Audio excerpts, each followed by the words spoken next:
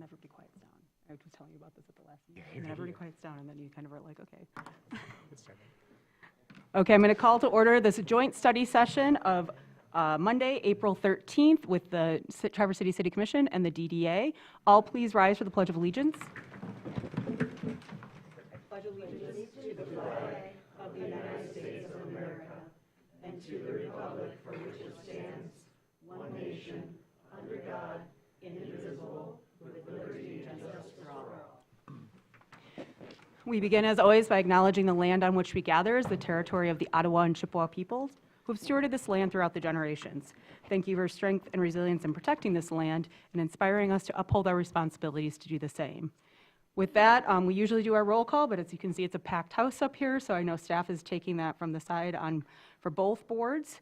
And with that, I will then turn it over to Ben to get our discussion of TIF and the proposed plan right now kicked off. Yes, good evening. Thank you, everyone, for being here. It's nice to meet with the DDA board. We don't get a chance to do this very often. Tonight's presentation, of course, focuses on the impacts and outcomes related to TIF 97 as the plan approaches its scheduled expiration coming up just the end of next year in 2027. The purpose of this joint study session between the City Commission and the DDA board is to think together about the future of TIF 97. The DDA board, of course, is appointed by the City Commission, has been working, currently is still working to develop a proposed plan to present to the voters, and now is the time to hear from the City Commission as the elected leaders of the city to provide guidance to the DDA board. Following the presentation, we are looking for interaction and consensus among the City Commission and DDA board. This discussion is, of course, incredibly important because ultimately the city is the urban core for this region with substantial infrastructure pressure as a result of that role serving as the urban core. And TIF is the only regional cost-sharing tool available to the city. Our downtown, which is at the center of the urban core, provides increased value to the surrounding areas and generates notable and extraordinary tax per acre, which help fund city services. Plainly stated, our downtown generates more funding for public services through taxes per acre than any other part of the city, offsetting what could necessitate a higher tax rate if we didn't have such a productive tax revenue generating downtown. So bringing it back home, the City Commission needs to provide guidance to the DDA board to help ensure the ultimately proposed plan is poised to align with the feedback of the elected commission that they receive from the electorate they represent. And so today's discussion is outlined here. The goal is to begin identifying a preferred TIF approach for potential voter consideration while ensuring alignment, as I said, between the City Commission and the DDA board. I'll walk through some follow-up information from the February study session, review investments within the district, and look at projected revenues, expenditures, and funding structures. We'll also share progress from the DDA ad hoc committee and seek direction on priorities and strategic alignment. And ultimately, this is about understanding what level of investment is appropriate and how that investment is funded. Before discussing impacts, it's important to clarify how tax increment financing works in Traverse City. TIF captures growth and taxable value within a defined district and reinvests it locally. It's not a new tax and it applies only within the district. A key change since the original plan is the 2024 Charter Amendment. Moving forward, all TIF plans or amendments must be approved by a vote of the people. Additionally, I want to share that the DDA is a component unit of the city. And for those that aren't aware of this, its budget and individual infrastructure projects are approved by the City Commission. And its funding the DDA's operational funding comes from a millage approved by property owners within the district and paid solely by the property owners within that district. We'll provide some downtown context here. This slide provides context for the role of the TIF 97 district. And as I've shared before, while the district represents approximately 2.6% of the city's land area, it accounts for about 13% of the total taxable value. It's also an area with a high concentration of infrastructure, public spaces, and activity supporting residents, businesses, and visitors, and it receives a lot of pressure on infrastructure due to daily use and visitation. Currently, TIF 97 captures approximately $4.5 million annually, including about $2.6 million in city-originated revenue and $1.9 million from other taxing jurisdictions. And these funds influence both downtown investments and broader general fund capacity. Now to talk about TIF 97 revenue, historical and projected. This slide looks at the full life cycle of the current TIF plan and addresses inquiries from the February 9th City Commission meeting.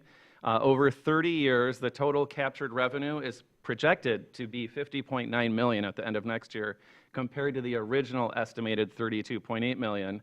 The original projections, were based on historically observed taxable value growth and conservative assumptions.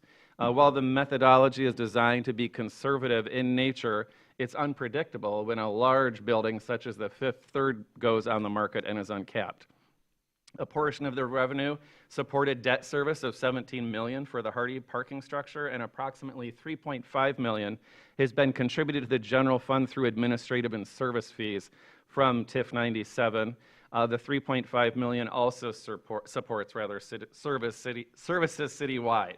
I now want to talk a little bit about what TIF 97 has accomplished. That was a question that was asked, and this highlights a range of projects supported by TIF 97. It includes infrastructure improvements such as streets, bridges, and utilities, as well as strategic investments like parking, river walks, and public spaces.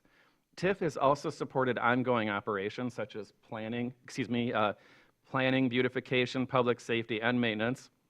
The list on this slide is not comprehensive, but it illustrates that TIF has functioned as both a capital investment tool and an operational support mechanism for the district. Of note, the TIF 97 plan has been amended by the City Commission in the past to fund infrastructure projects. It had the flexibility to do so, but I want to remind everyone that any future TIF amendments or TIF plans, again, require voter approval. To talk just a little bit about the service agreement that I mentioned and operational costs, this slide emphasizes that TIF is not only used for capital projects. Currently, there is an annual service agreement of approximately $630,000, and it supports services, city services such as Treasury, engineering, HR, and parks. And as previously mentioned, TIF 97 will have contributed approximately $3.5 million to the general fund at the end of the plan. Additional services such as trash, beautification, and public realm maintenance are also supported but not included in these totals. And these are ongoing costs that will continue regardless of the funding mechanism, and I want to highlight that fact. So maintaining downtown, these are city responsibilities. This slide outlines long-term maintenance needs over the next 30 years. These costs, estimated at over $41 million, include streets, sidewalks, utilities, snow removal, and replacement. It's important to note that these estimates do not include inflation or staff time, and they do not represent all future potential needs. The key takeaway from here is that maintenance is a long-term, ongoing financial obligation in the district, independent of new investments. Talk a little bit about maintaining downtown, what's currently funded by the DDA. This slide shows services currently funded by the DDA, totaling about $42 million over the next 30 years. These include the service agreement, downtown policing, farmers market operations, public restrooms, beautification, and placemaking amenities. And if TIF were to expire, these responsibilities would have to, of course, be evaluated and potentially absorbed somewhere else. I'll talk a little bit about CIP, or Capital Improvement Plan projects in the district. This slide highlights the capital improvement projects within the TIF 97 district, and these total approximately $34 million. Some of these projects are already planned and may move forward regardless of TIF, while others are dependent on available funding. It's also important to note that honoring the city's commitment to complete streets will increase overall investment needs, and those considerations are reflected in the estimates shown here. And this list doesn't include general maintenance, but only represents a portion of total needs. It also illustrates where TIF could be one of several funding tools. Talk a little bit about the proposed Moving Downtown Forward plan major projects, but Harry's going to talk more about those in a little bit. This slide projects projects identified through the Moving Downtown Forward process, totaling about $120 million, and they include, again, major capital investments such as streetscapes, public spaces, mobility improvements, and infrastructure, And again, Mr. Burkholder will review these projects in detail later in the presentation. This slide represents the TIF scenarios that were overviewed, 4 of them that were overviewed at the City Commission's February 9th study session. And these will, any of them except for option 1, which would be allowing TIF 97 to expire, the other 3 scenarios all require voter approval. Each scenario reflects a different approach to balancing funding for core services, investment capacity, and return of revenue to taxing jurisdictions. I'll again walk briefly through each scenario to understand the trade-offs: TIF 97 expiring, TIF 97 resets, TIF 97 extends, TIF 97 extends, but with an amendment to reduce the amount of the capture. And scenarios 2 through 4 are calculated as if TIF resets or extends in some way before expiration. So we'll walk through scenario 1, and this is TIF 97 expiring. In this scenario, TIF 97 would expire and no increment is captured. The city's general fund would receive additional revenue, approximately $1.42 million annually, but the DDA or TIF would no longer capture approximately $1.9 million from other taxing jurisdictions for these projects and other items that I mentioned. The city would become fully responsible for funding all services, maintenance, and capital investments within the district. There would be no cost share with other taxing jurisdictions. This trade-off does increase general fund flexibility, but there is a loss of dedicated funding mechanism and increased financial responsibility and would require some additional employee resources. The next scenario, scenario 2, is if TIF 97 resets. In this scenario, TIF 97 would reset in 2028 and capture only new growth. There is a near-term reduction with this scenario in funding capacity, with capture rebuilding over time. Over the 30 years, the projected capture is approximately $64.5 million. In a few slides, it'll put all these side by side for you. The trade-off is a delayed ability to fund projects in exchange for returning existing value growth to taxing jurisdictions. Scenario 3 is if TIF 97 extends, and it would continue as currently structured. This results in the highest projected capture, approximately $213 million over 30 years, and it provides the maximum investment capacity, but also represents the lowest return of incremental growth to taxing jurisdictions. And as with scenarios 2 through 4, this would require coordination and voter approval. And the last scenario, scenario 4, is to extend TIF 97, but with a reduced capture, so not a 100% capture. And this introduces a hybrid approach. The plan could be extended while reducing capture, either through a percentage split adjusted for the base year. For example, a 50-50 model would return a portion of revenue to the general fund in other jurisdictions while still allowing for investment capacity. This approach provides flexibility, but requires clear alignment on structure and priorities, because it would significantly and substantially reduce revenue to the city from other jurisdictions.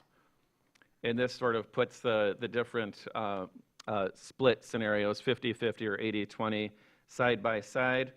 This slide compares the outcomes for scenario 4, where the caption is reduced, in terms of how much revenue is captured versus returned in a 50-50 split, and as I said, an 80-20.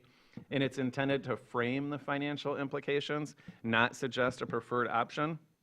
Each scenario, of course, represents a different balance between investment capacity and revenue distribution. And as I keep saying, any TIF plan or amendment must be approved by voters under the 2024 Charter Amendment, and that applies to all scenarios except expiration, which is option 1. And this fact reinforces the importance of aligning on a clear, supportable approach before advancing to a ballot or the election. So now the TIF Ad Hoc Committee, I'm going to turn it over to DDA Executive Director Harry Burkholder, who's going to go through the work of the TIF Ad Hoc Committee and provide context to the proposed project list. So Harry. Good evening, everyone, and I want to echo Benjamin's thoughts and thank you for the opportunity to talk about TIF. The DDA and its ad hoc committee has been working very hard for the last several months on the list of proposed projects that you have in your packet, beginning on page 6, and then a more in-depth discussion or description of each project beginning on 8. Just to talk a little bit about how we got this list of projects, As Benjamin mentioned, in 2022, the DDA did the Moving Downtown Forward planning process, which involved over 1,300 community inputs from a variety of stakeholders throughout the community, both residents and downtown stakeholders, through individual interviews, roundtable discussions, open house meetings. We actually had a joint meeting of the DDA board and the city commission then to really articulate a vision for downtown and some of those infrastructure priorities. We also then, in 2024, as you know, approved the first iteration of the Moving Downtown Forward TIF plan, and that occurred over several months and had a lot of public discussions at our meetings about which projects should be in our plan. As you recall, one of the biggest ones was, should we have the parking deck, the third parking deck in the plan or not? And so we had a lot of debate on all those projects. And then more recently, as the ad hoc committee and the DDA board have picked up discussions, really looking at this list of projects, trying to evaluate the value of each project as it pertains to natural resources, economic impact, the social impact, and then also looking at the alignment with the strategic action plan that was recently approved by the City Commission. And if you notice in the far right column, we worked to identify which one of those strategic pillars aligns with each one of those projects. The other thing I want to add about the list, again, on page 6, is that all these public infrastructure projects represent estimates with the help of city staff, previous studies, and then other previous experiences or projects related to some of these items. Some of the projects have gone through both the conceptual and schematic design process, so we have a little bit more calibrated estimates on some projects.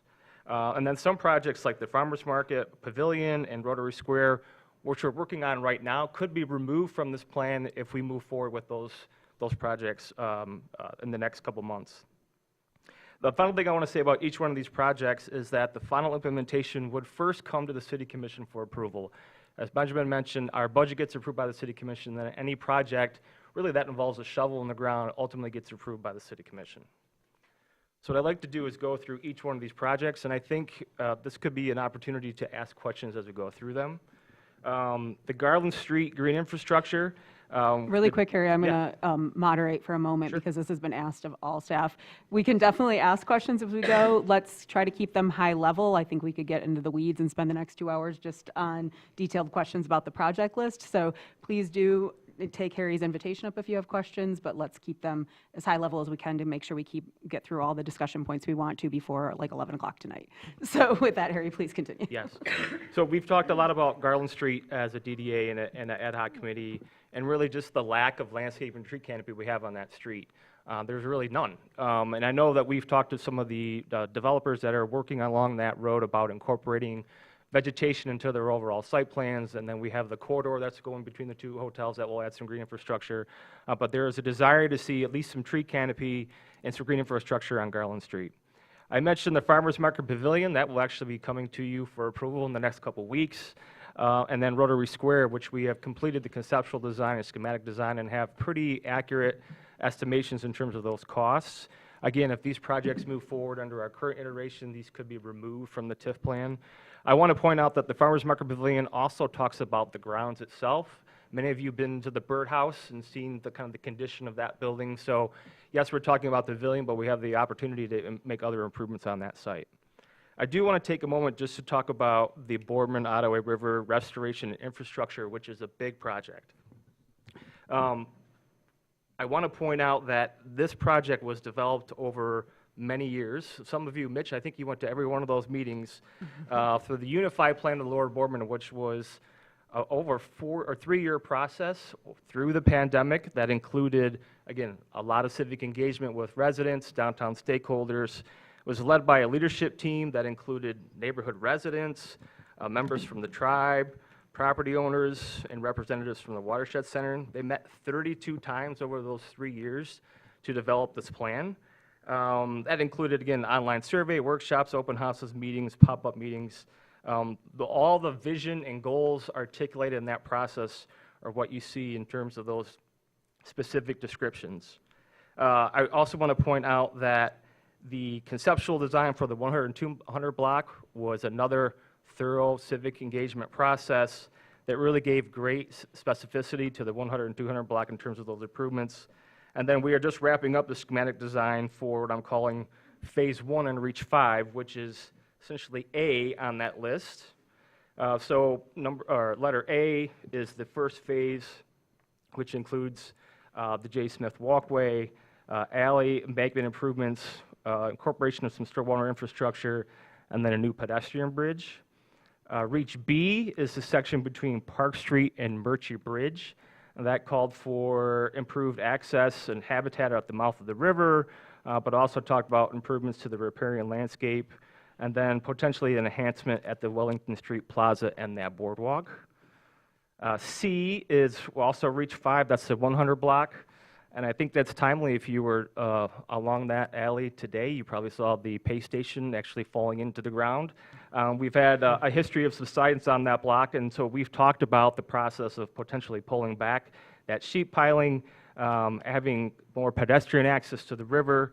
Obviously, that comes with a lot of infrastructure implications, especially when we talk about stormwater and those soils that are behind that sheet piling. But a huge investment and opportunity within that block. The remaining components of what we're calling a Reach 5 is the 200 block, when we talked about a new pedestrian bridge and potential boardwalk along that section. And then the Reaches 4 and 3 really kind of go upriver and really talk about, again, riparian habitat restoration, but also making that pedestrian connection between the 1.6 miles that connects the Boardman Lake and the bay. And that was really the central theme that we had of that Lower Boardman Unify process, is pedestrian accessibility along the entire river corridor and then through the downtown area as it connects to all the neighborhoods that connect to the river, and then also the Boardman Lake Loop. I mean, we've seen the amount of people who are traveling around the loop on an annual basis, pretty substantial. Most of those are residents of Traverse City. We've seen that same opportunity with the boardwalk as we go in through the downtown area. Moving ahead to item number 5, this is obviously a conversation that we've been having over the last 2.5 years, and that is the future of State Street, Pine Street, and Boardman Avenue, whether that's going to be two-way traffic. The DDA is committed to the process of studying that corridor as it relates to changing into two-way traffic, but also is committed then funding the implementation of conversion if that's so decided by the City Commission. The State Street mid-block pedestrian crosswalks could be part of that transition, whether it remains two-way or it goes back to one-way, but we've made a commitment to making sure that we have pedestrian amenities along that entire section of State Street. East Front Street reconstruction, streetscaping, and gateway is actually something that we've been talking about for several years. We actually worked to develop a conceptual design and plan for that section of Front Street. It's the last street within downtown to receive any streetscaping, so you won't see any trees or decorative lighting or really the brick ribbon, and even room for sidewalk cafes on that section of East Front Street. Front Street reconstruction and State Street reconstruction I'll just kind of pull together. But as we talked about, TIF 97 created in 1997, we're at 30 years. Some of this infrastructure is showing its age as 30 years. So we're starting to look at ways that we can repurpose these streets to look at a more complete network that accommodates both bicycles and pedestrians, but also traffic. The Bayfront Trail project is really an extension of some of the work that's already been done over the last couple years. As many of you know, that trail, in terms of the widening of the trail, ends at the east side of Clinch Park. This would then continue that trail through Clinch Park and then essentially through to Division Street. We've had several conversations, very informal to start, but want to continue to have more about burying the utilities on the Front Street alley. If you've been down that alley, not only is it congested with traffic and deliveries, but the overhead utilities are really all over the place. And so we've had some conversations about the potential of burying those utilities and adding green infrastructure along that alley. One conversation that I know that's come up probably for more than 30 years is the opportunity for a district-wide snowmelt system. Right now we have really a piecemeal approach to snowmelt.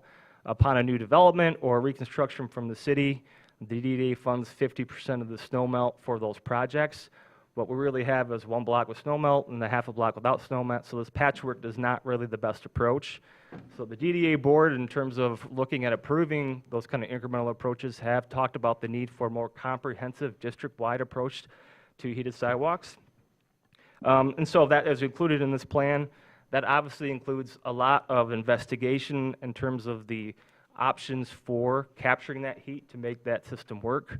But we're open to new ideas and innovative ideas to make that happen. And then the last one on page 7 of your document really came out of that strategic action plan that you've been working on, which is the stabilization of the West Bay Lakeshore. Are there any specific questions on those projects? Amy, go ahead. Not a question really quick, Harry, but just to note, because of the ad hoc and the conversations at DDA level and bringing it up here, the State Street and the Front Street and that you mentioned, those are now 30 years old and starting to show their age. My understanding from what you shared with us then was that's actually been brought up by city engineering as something that will need attention over the next 10 to 30 years. So I wanted to underline that these aren't all just dreamt up in the DDA office, that these were in conjunction in conversations with the city and city staff on identifying where some of this work will happen and or where the needs will appear. That's exactly right, yes. Go ahead, Ken. Middle to end of last week, there was a survey that went out that wanted us to rank the prioritization of these projects. We're going to go through that in a couple see of that? slides. You're foreshadowing. I'm just super Yeah. excited to see what, Yeah. that's kind Yeah. of the consensus. That's thought a on major this drum was. roll. Yeah, we'll see. Do we have any more specific questions? Go ahead, Jackie. And will that include priorities recommended by the DDA board members also? Yes, you'll see you. city commission results, DDA results on a slide, and then side by side on where there is some alignment. Thank you. Yeah. The next couple of things I want to go over begin on page 11. And this was not, I think, fully articulated in our first iteration of the Moving Downtown Forward TIF plan in 2024, but it really speaks to the annual maintenance and services that the DDA does for downtown. So on page 11, you'll see 9 items there, and I won't go through each one of them, but the annual clean and green services, we partner with Seeds to really put boots on the ground, and especially in the summertime, to make sure that sidewalks are cleaned, trash is removed, graffiti is removed, plants are watered, weeding happens, the maintenance of the J. Smith Walkway, which is actually a city park, happens on an annual basis. And this is a relatively new service over the last 5 years. Prior to that we didn't have this as a program of the DDA. But it's one of the things that I think we hear the most is how downtown looks on a day-to-day basis. And so this represents the investment that we're making today, but these are costs that could increase if we wanted to allocate more resources to it, and those resources will accrue or cost over time as well. The annual service agreement is listed in here. Benjamin mentioned that in his presentation, which is also a relatively new agreement between the DDA and the city, which pays for a series of essentially the expertise of the departments of the city for all the work that happens downtown. The Downtown Community Police Officer, which is a very successful program, is part of that city agreement. And then I want to note that the farmers market has both kind of the day-to-day administration, but then behind-the-scenes administration. So it's one of the largest farmers markets in terms of food assistance programs in the state of Michigan. So the DDA office does all that administration work with the state to make sure that those food assistance programs are maintained. I do want to note that several of these items are shared in terms of overall cost with the Old Town TIF, but some are just born just specifically out of TIF 97. On page 12, again, something that the ad hoc committee has really talked about is allocating essentially maintenance dollars on an annual basis for some primary features within downtown infrastructure. The first one is kind of annual infrastructure repairs and maintenance. And so we've noticed this as a commission, you know, there's cracked sidewalks, there's broken benches, small infrastructure projects that might not be headed by the city, but the DDA could tackle.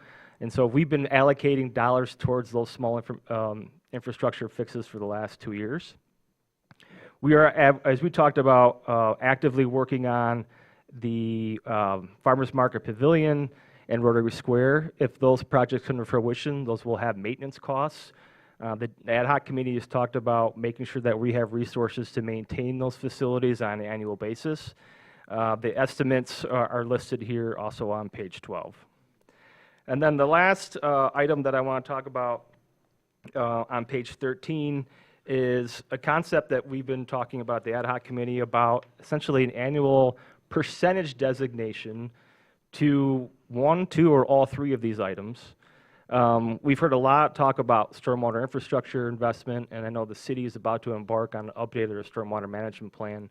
So the DDA and the ad hoc committee have talked about, would it make sense to do a, let's say, for example, a 5% allocation of the captured dollars from the DDA would go to the city specifically towards stormwater infrastructure. That could be spent that year, or it could be saved over multiple years to make investments. The same thing with other city infrastructure investments. We've been doing this the last 2 years, where we essentially set aside a line item. This is for infrastructure that the city's working on that just kind of comes up that's unexpected. If you think about the North Union Street Bridge repair that's about to come forward, that was an unexpected project. The city has asked the DDA to contribute to that, and so this would essentially lock in a percentage that would always go towards those projects. And then the last one is what we're calling, it's kind of a catch-all here, but placemaking, mobility, and public space improvements. Could we set aside a certain percentage every year where dollars are spent on mobility, whether that's part of the Complete Streets program or part of some of these other street projects that we talked about, that would be invested every year? And so I can tell you that the ad hoc has not settled on all one or two or all three of these or the percentage, but that's what we want to get some feedback from the City Commission on tonight. And then the last item I just want to talk about, I know we're going to talk about this in more depth, is again those funding scenarios. So the DDA and the ad hoc committee have really looked at what a 50-50 split looked like. This is scenario 4, what an 80-20 split might look like, and I know we're going to talk a little bit about those specifically.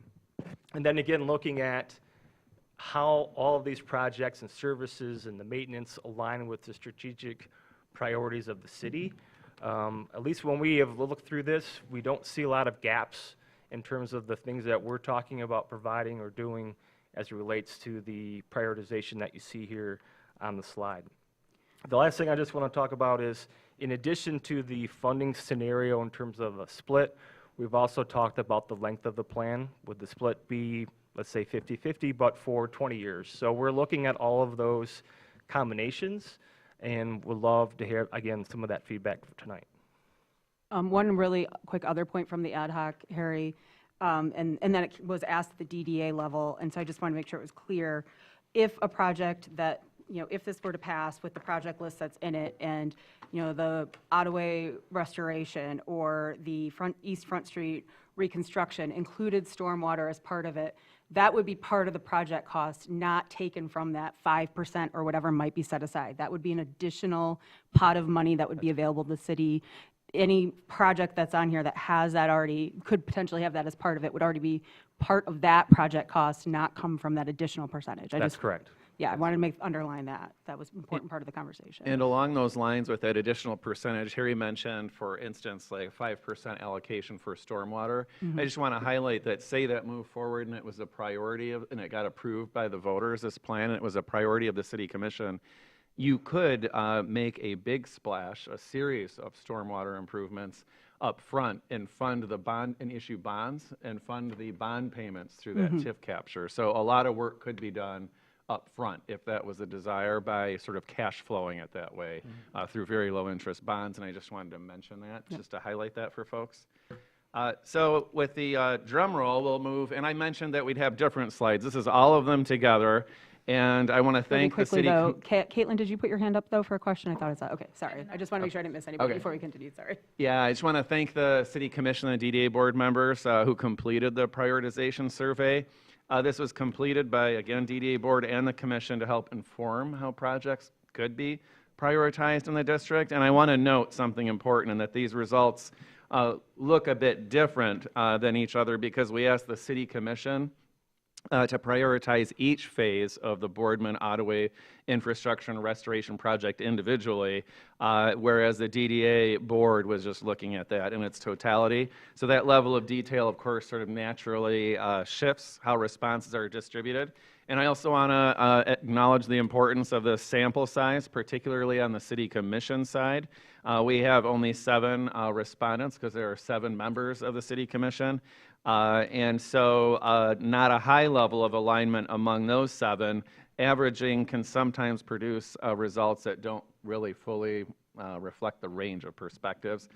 For example, within the farmers market project specifically, 4 commissioners rated it as a low priority and 3 rated it as high with no medium rankings. But when averaged, that result appears as low, even though the group itself, the city commission, is clearly split on that. So it's a good reminder to look beyond the numerical outcome and consider how responses are distributed. And candidly, as you can see, there isn't a strong alignment across all priorities, and that's okay. The DDA board, of course, serves as stewards for the downtown district, and their perspective is naturally focused on that. And the city commission, on the other hand, is balancing priorities across the entire city, just like a parks commissioner might advocate for parks and really focus on their each group brings a lens shaped by your role.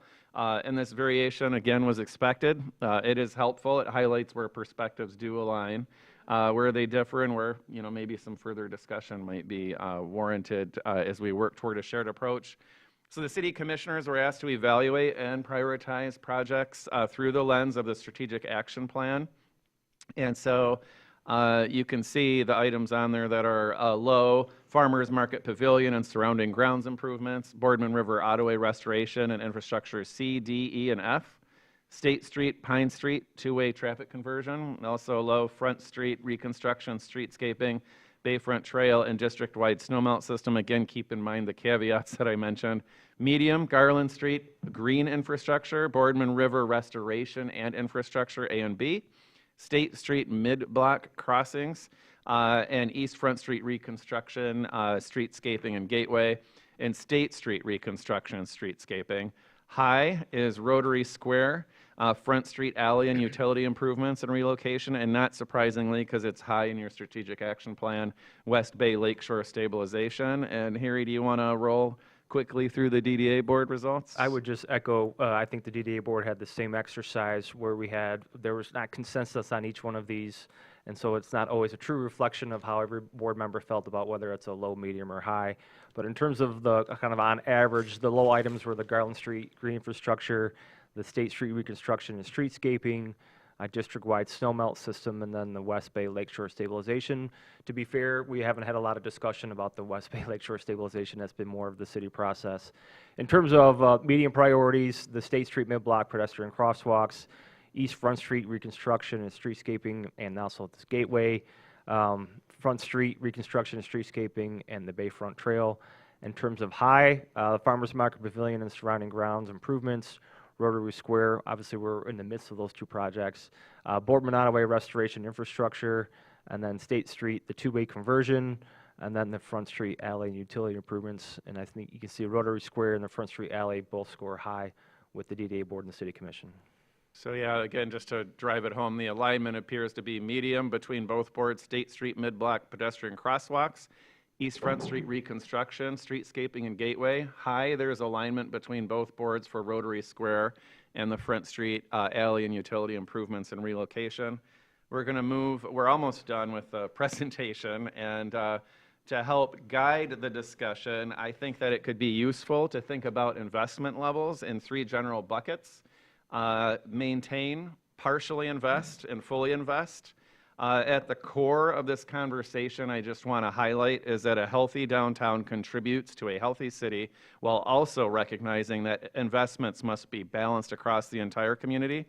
When you think of maintain, that level focuses on sustaining what exists today. It prioritizes core services and ongoing maintenance, such as existing streets, existing utilities, public safety, and basic infrastructure, ensuring that the existing assets remain functional and safe. And at this level, of course, there is limited capacity for new or expanded investments, and improvements are generally reactive or preservation focused. And this approach emphasizes fiscal stability and maintaining current service levels. Partially invest represents what I would characterize as a balanced approach. It includes maintaining core services while making targeted strategic investments in priority areas, such as key corridors, public spaces, or mobility improvements. And this approach reflects a prioritization, aligning investments with our strategic action plan, while also recognizing some financial constraints. And then fully invest, I would characterize as a more comprehensive investment strategy. In addition to maintaining core investments, it goes beyond that and supports critical investments and potentially transformative projects within the district. It could include a full implementation of streetscape enhancements, mobility improvements, and placemaking investments. This approach, of course, maximizes impact and investment capacity. It also requires a higher level of funding commitment and long-term financial planning. And so these categories aren't decisions, of course, in and of themselves, but they're intended to be a framework to help guide discussion around priorities, funding approaches, and the level of investment that aligns with community goals and long-term sustainability. So the last slide I have is the discussion piece. At this time, and I'm going to turn it over to the mayor in just a moment, we're seeking direction specifically, what level of investment you see as appropriate, maintain, partially invest, fully invest, the funding approach, what funding approach aligns with commission priorities, and what approach you see as most viable with our voters. And this includes, of course, maintaining core services while advancing strategic investments. And the goal tonight, one last time, is just to assure a coordinated approach between the City Commission and the DDA Board with consideration of a potential ballot proposal. And I'll turn it over to Mayor Shamrow. Thank you for listening to us. Of course, and thank you for the great presentation. I appreciate from both Harry and Ben. One thing I did want to say as we're talking about the level investment is thinking back on TIF 97 the last 30 years. If you look at the original TIF 97 plan, first of all, it's been amended about 7 times, I think, as well as the promise made was there was going to be a parking deck on the west end. That has not happened. And I say that to all say, when we look at the level of investment, you might say, well, I don't want to spend that much on the river, and that puts us way over budget if we do it, but the river is a priority.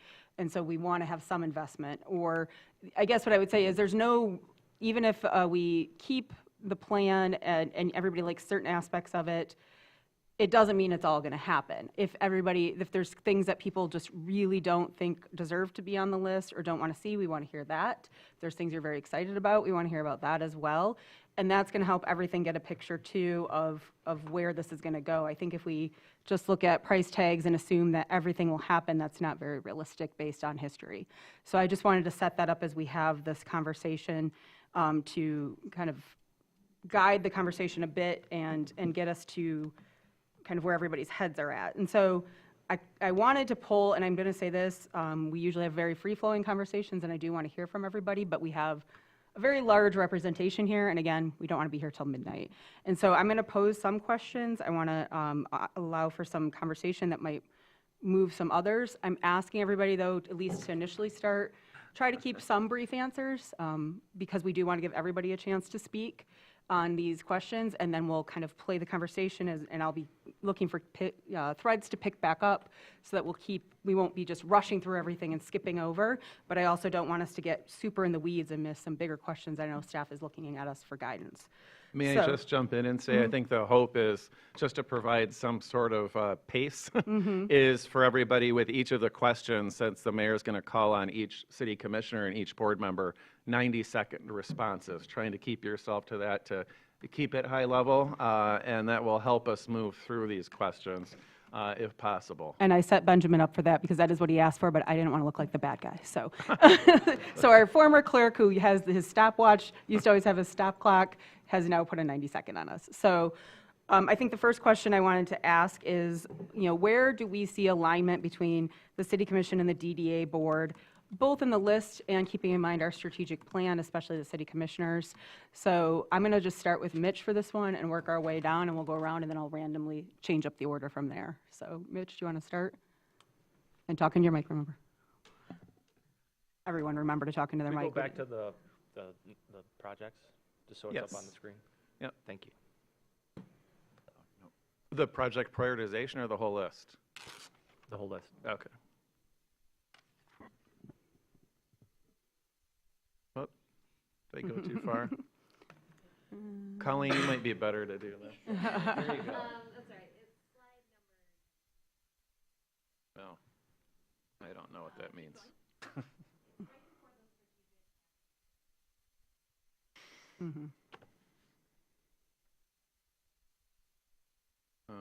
Can you just roll through it? Thank you. While they're doing that, while they're doing that, can you reiterate what you just said as Yeah. far as like what your intention with all of us going across is, like what our thoughts on projects that we should Well, I'm going to focus be on? asking specific questions and getting kind of general thoughts, and then from there, we'll formulate other questions. There's some that staff has asked for some guidance to help guide it. So we'll kind of, it's not prescribed, there isn't a list of questions, and we're only going to ask those. I want it to keep it flexible, that if, Mitch makes a point that everybody kind of seems to refer back to, we can dig into it a little bit more with additional questions. I'm using Mitch because he's the first one, not Yeah. just Mitch. But also getting some broader ideas so that both the city staff has an idea of where everybody's head's at, and Harry and the DDA board have an idea of what ultimately the city commission does and doesn't like about the currently proposed plan, and where we think this could be going. So Mitch, with that, I think we're on the right slide now, so go ahead. Yeah, well, looking at the prioritization, I found it interesting that there were some things that there was an apparent disconnect, and I'd be interested if you put all of the results of the DDA board and the city commission in one pool together, if different things would come out. Because, for example, the DDA board on that chart ranked the farmers market pavilion highly, the city commission ranked it low, and I don't know if that is a common thread between the two, or just how some people filled out the results differently. Good point. Go ahead, Heather.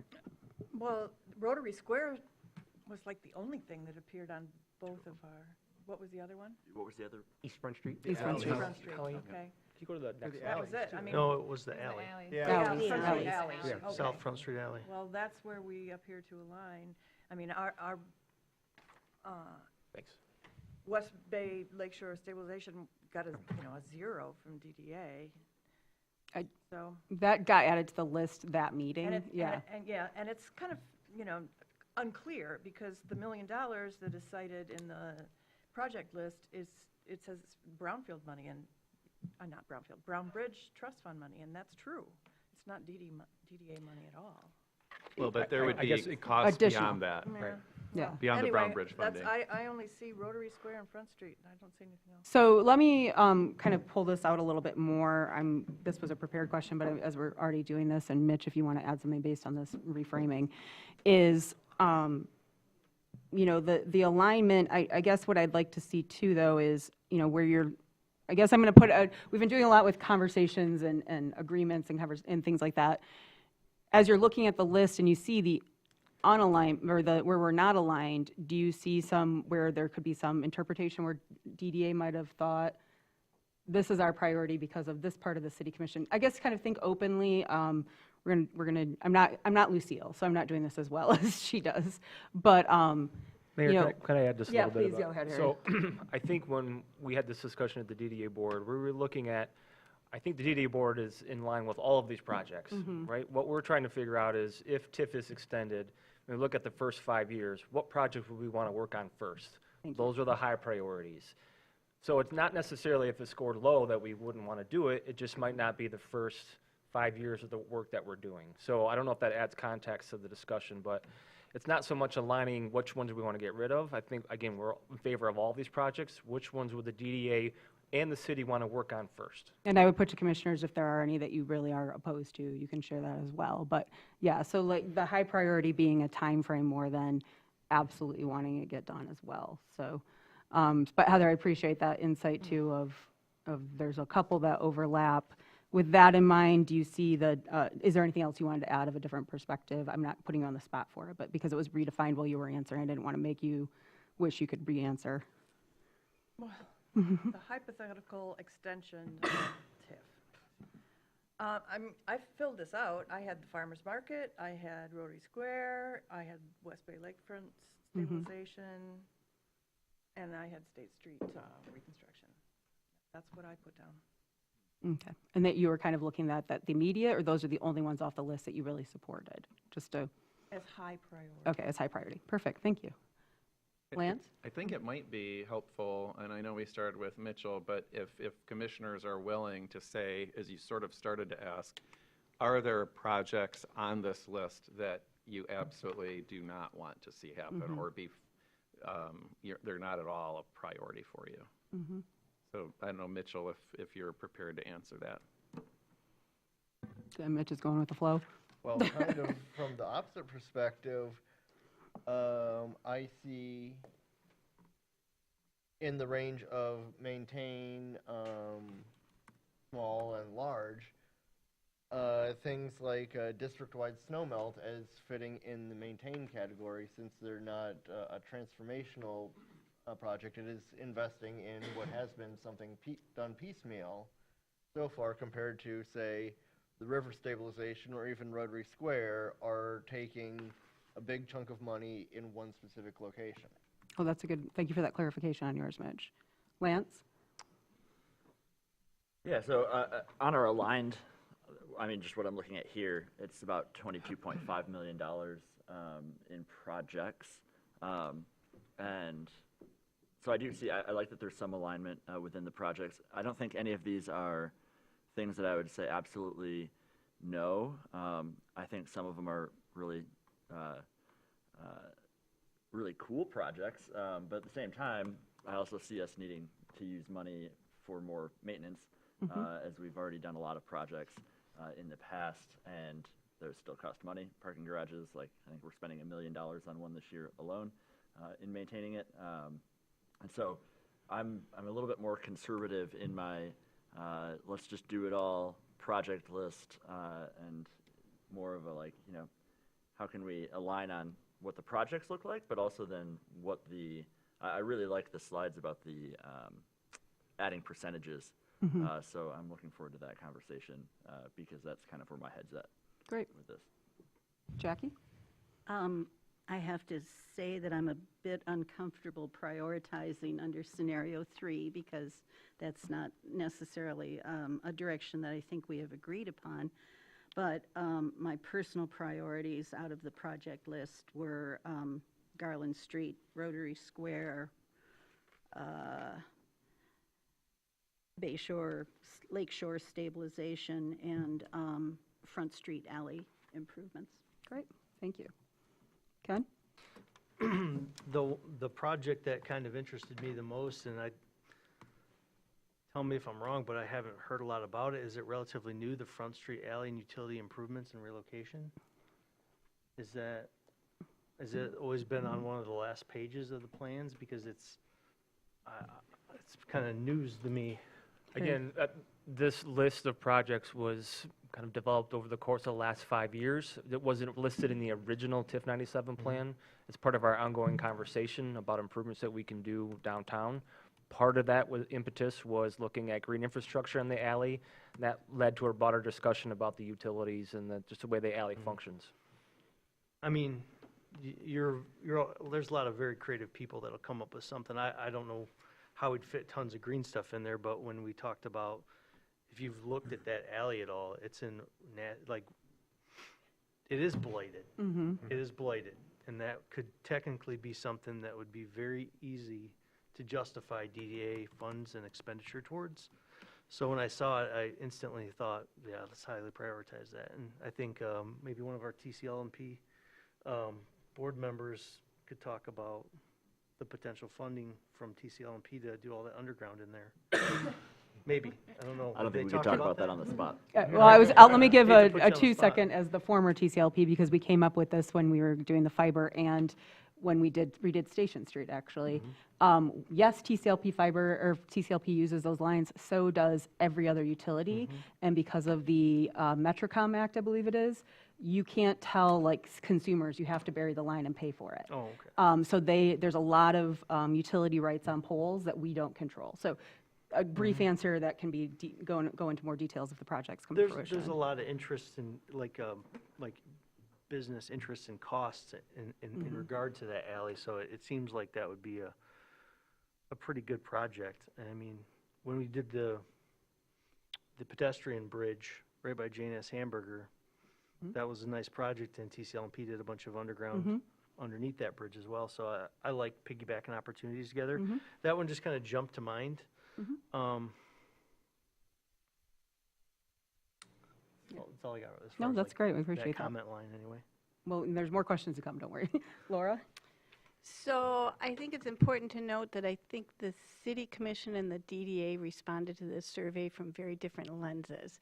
So as Harry indicated, and I wasn't aware of this, the DDA was responding to it from a timing perspective, looking at basically all projects being a high priority. The City Commission, the instructions we were given wasn't related to timing, it was related to analyzing this from the lens of whether or not it aligned with the strategic plan. So I'm not surprised we don't see total alignment here because the question was different. So I just wanted to point that out. In terms of my analysis, I went back to the public engagement work that the DDA did in July of 2022, looking to see what did our residents say and what were they interested in. And then I tried to line that up with our strategic action plan, the pillars, and I actually thought they aligned really well. So there were over 1,170 responses to that survey. Again, I think when we ask questions of our residents, we kind of need to go back and listen. And what they said, 89% said they wanted to see stormwater and waste management improvements. Well, that's consistent. That checks with our strategic action plan. So I ranked anything that said stormwater got a high when I filled out this particular survey. 79% said they wanted to see lower Boardman improvements. Now, I don't know the specifics on what those improvements are, but I think that definitely begs the question for some additional conversation around the lower Boardman improvements and what aspects of that we might see as high. Stormwater, habitat restoration, paying attention to the river, just like is in our strategic plan. Our freshwater resources, I think, are really important, and being good environmental stewards to those resources. And then the third that ranked really high on that survey was making downtown more pedestrian friendly and accessible. That aligns with the complete streets policy, that aligns with our mobility action plan, that aligns with our strategic action plan as well. And so I ranked all of those very high. Really the only one that I didn't rank in the medium to high category was the snowmelt system, and that's because I have a lot of questions about it. I have questions about whether or not the technology is ready to support it. How will it work? Like, what's the power source? Is it going to be a fossil fuel like natural gas? In that case, I would be opposed to it. Is it going to be fueled through electricity? How expensive is that going to be? Is it reliable? Are we ready for geothermal? Can we partner with Light and Power in understanding how will this thing work? Because when you research snowmelt systems, they're kind of all across the board. I see mobility improvements from snowmelt for sure. I also see it would reduce our use of salt, which I think is important from an environmental standpoint. It could reduce our operational costs, but gosh, if it doesn't work, is it just going to increase our maintenance costs? And that's a concern that I have. I'd want to know a whole lot more before I ranked that real high. Okay, great. Thank you.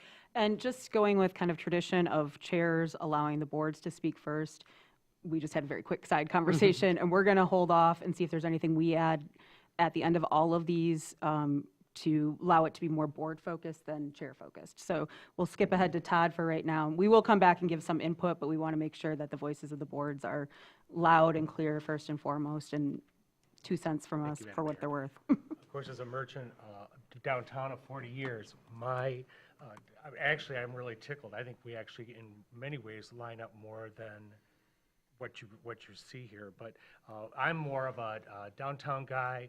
I'm more about placemaking. I believe if we bring enough people together, things come to fruition. So one of my highest priorities was Rotary Square, and it was the State Street connectivity, and rated medium were the two that you see on the DDA side. So like I said, just listening to you guys, I think it's kind of interesting to see that we're actually lined up. I think maybe you're right, 2 different questions, 2 different depths, but I think we're coming to the same results. Great, thanks, Todd. Go ahead. Yeah, thank you. Yeah, similarly, I feel the alignment on the Front Street alley and improvements and the Rotary Square really represents the work that the DDA has done and can do, and that it's good, it's encouraging to see that the city agrees with that. Particularly for me, as a newer board member coming in, I'm a contractor. I do a lot of contracting downtown. The alley improvements is something that stood out to me as when I've talked to the city engineering, it's nowhere in the capital improvement plan. There is no money going to be allocated in any plan by the city for the alley. So if you're waiting for when that's going to be done, you can just keep waiting because it's never going to be done currently. So, and that's something maybe that, I think the voters are looking to us and saying, why, do this? And to me, that's one of the big whys, is there are things that the city just doesn't have a budget for, has no intention of budgeting for it because they already have those resources, fully allocated. And it's an area that we really need as a city. And we all, I think, the residents, everyone up here generally agrees, it needs attention. And as a contractor, it's been sad to see, all now downtown businesses, when you do a new electric service, you're required to underground your electric. And I just saw a downtown business spend about $60,000 on a project, which was very onerous, way above what you would expect to bring in an electric service, just to underground it. And it was in a very nonsensical way. It should never have happened that way, but you're required to do it. But not one pole came down due to their undergrounding. Due to that money, the poles will all remain because there's no plan to underground the infrastructure. And that's really upsetting. Like, why make that person do that? Take that money in, go make it a plan to do it in a proper way. So the city's passed an ordinance requiring people to do it, but we have no plan. And this, to me, represents something we should move forward on, and we should look to something like TIF to really address those. And then, like, Todd mentioned, the parks, that's the kind of thing as well that can be transformative. It can help, bring so much to our town, and I hope we'll invest in it. Great, thank you. Go ahead, Jeff. Thank you. So for me, I'm same. I'm a downtown business owner, property owner, and really my kind of top three that I picked was Rotary Square, and for me the farmers market. I really feel like the farmers market, being a downtown business owner, anytime that there's a farmers market, it just brings more people downtown. I personally, that's one of my favorite places to shop, and pretty much you can go there and see everyone that you know. It's really it's a place. It's, to me, the farmers market's kind of like, it's my third place where I go to kind of see the city of Traverse City. So. And the Boardman, Ottawa was another one of mine. And really, I've been on the DDA for a long time, and it's always interesting. We have, different consultants that come to us from all over the country, and they always talk about, the San Antonio riverfront. And I feel like, here we have this Boardman River, and maybe one day it can be the same. So, thank you. Caitlin?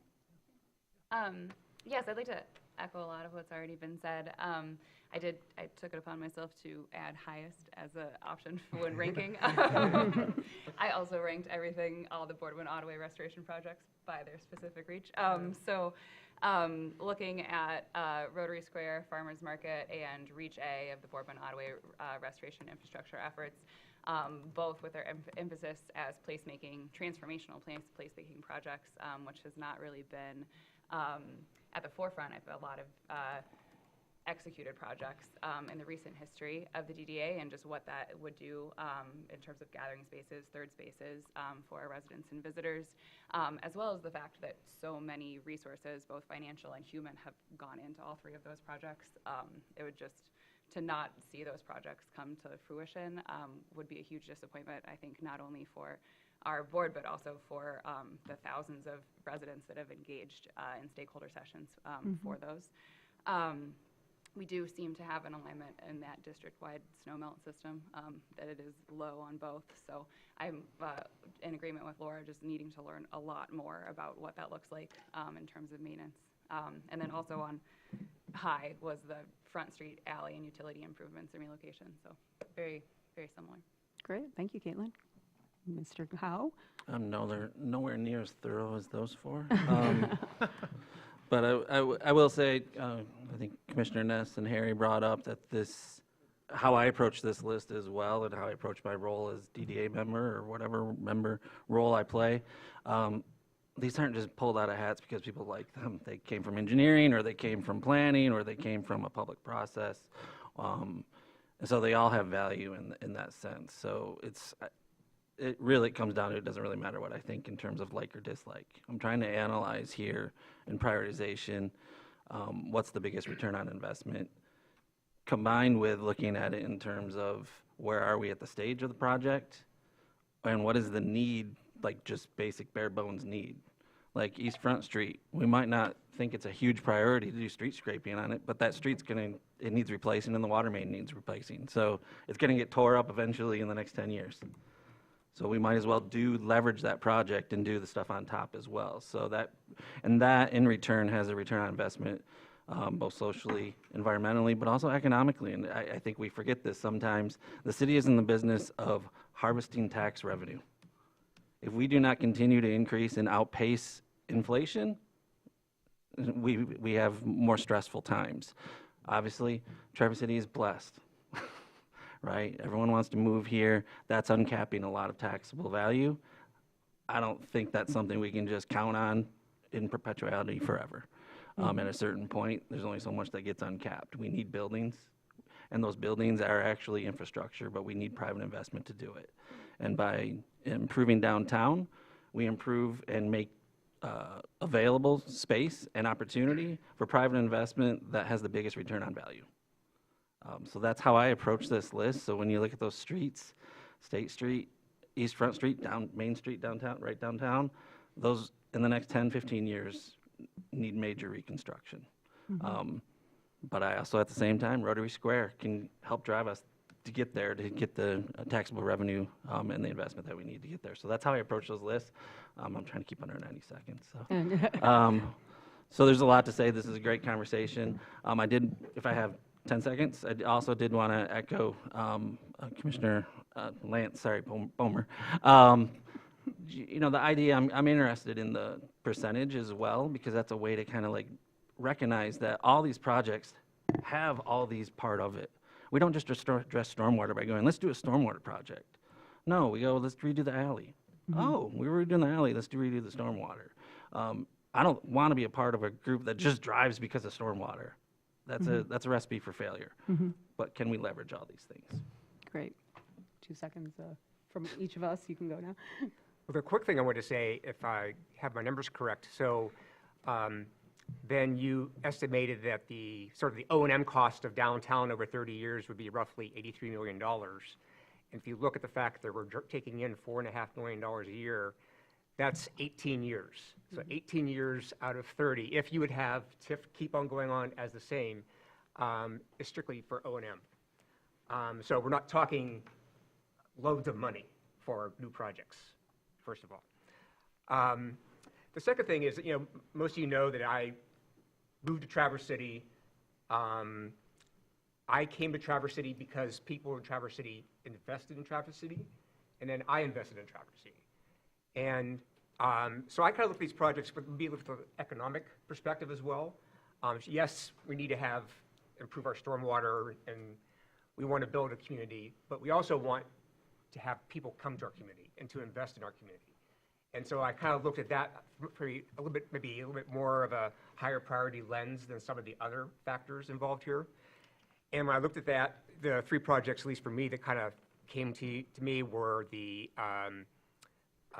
State Street reconstruction, the reconstruction of the entire street, the East Front Street reconstruction and the gateway, and then the Front Street alley. And then particularly with the East Front Street reconstruction, you know, we've already made a significant investment in that in 2021, 2022. It was called Reimagine East Front Street. And we had a really strong planning effort, and essentially it died because we couldn't agree on how we were going to share the usage of that street. But since that time, the city has invested in the mobility plan. And the mobility plan actually came out of that effort, right? And now we're talking about having, excuse me, the name of the committee. Complete Streets. Complete Streets. So, you know, we've made investments in that particular stretch, and I would hate for us to lose that opportunity to continue that investment. Great. And I'll just add my 2 cents on this one.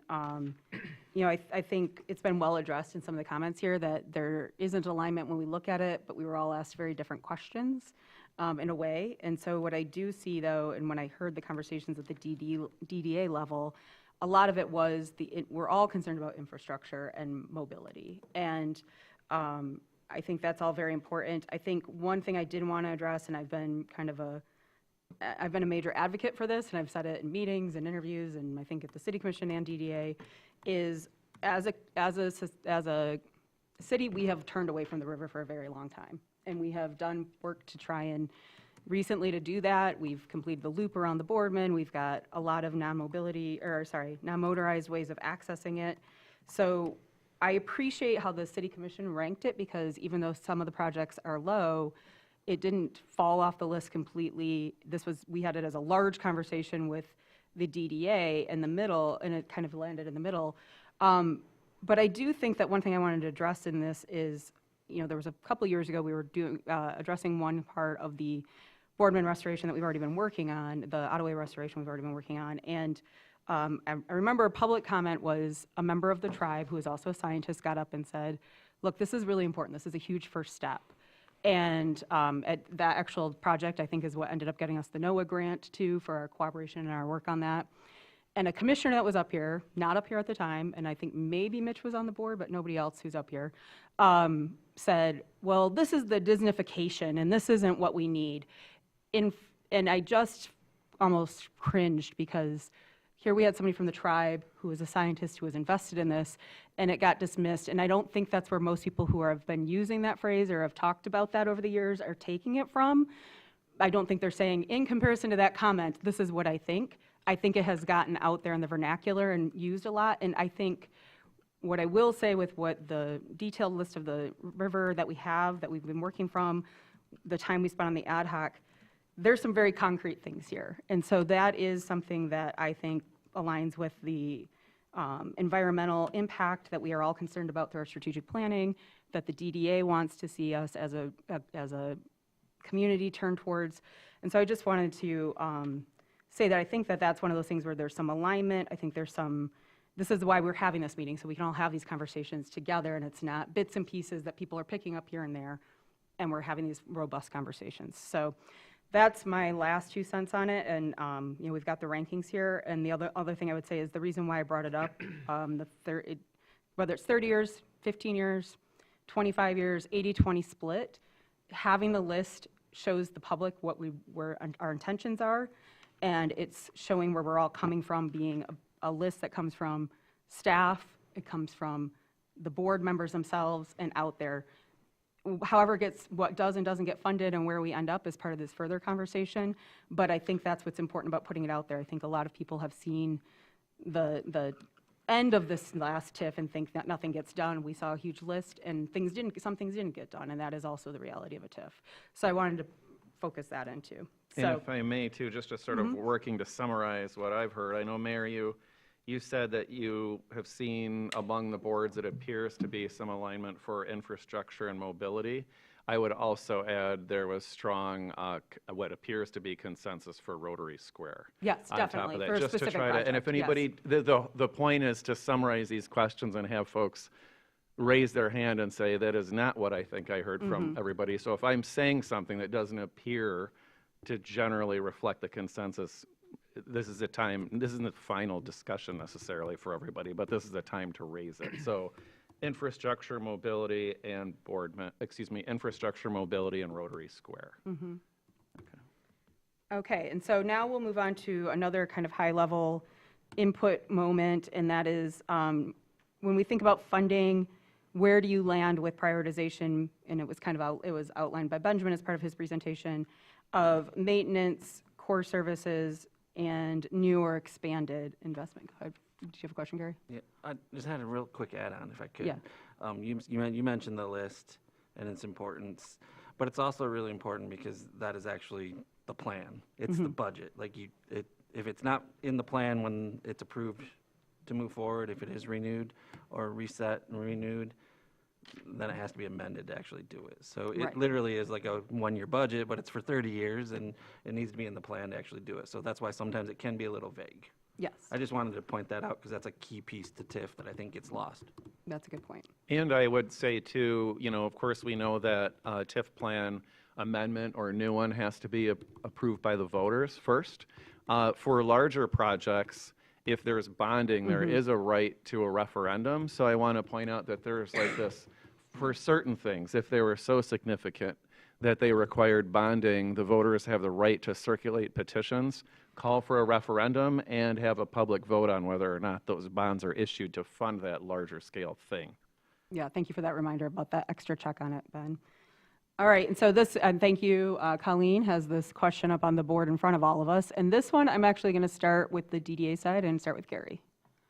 I gotta read the question. I'll read the question for everyone. Oh, sorry, I read it. As and we you think read it, about did funding, like how this. should we prioritize between ongoing maintenance and core services and new or expanded strategic investments? That's a pretty broad question, so I really don't know how to take this. Obviously, I mean, maintenance is, you put a street down, it's brand new, guess what? It's just like a brand new car. It's worth less the next day.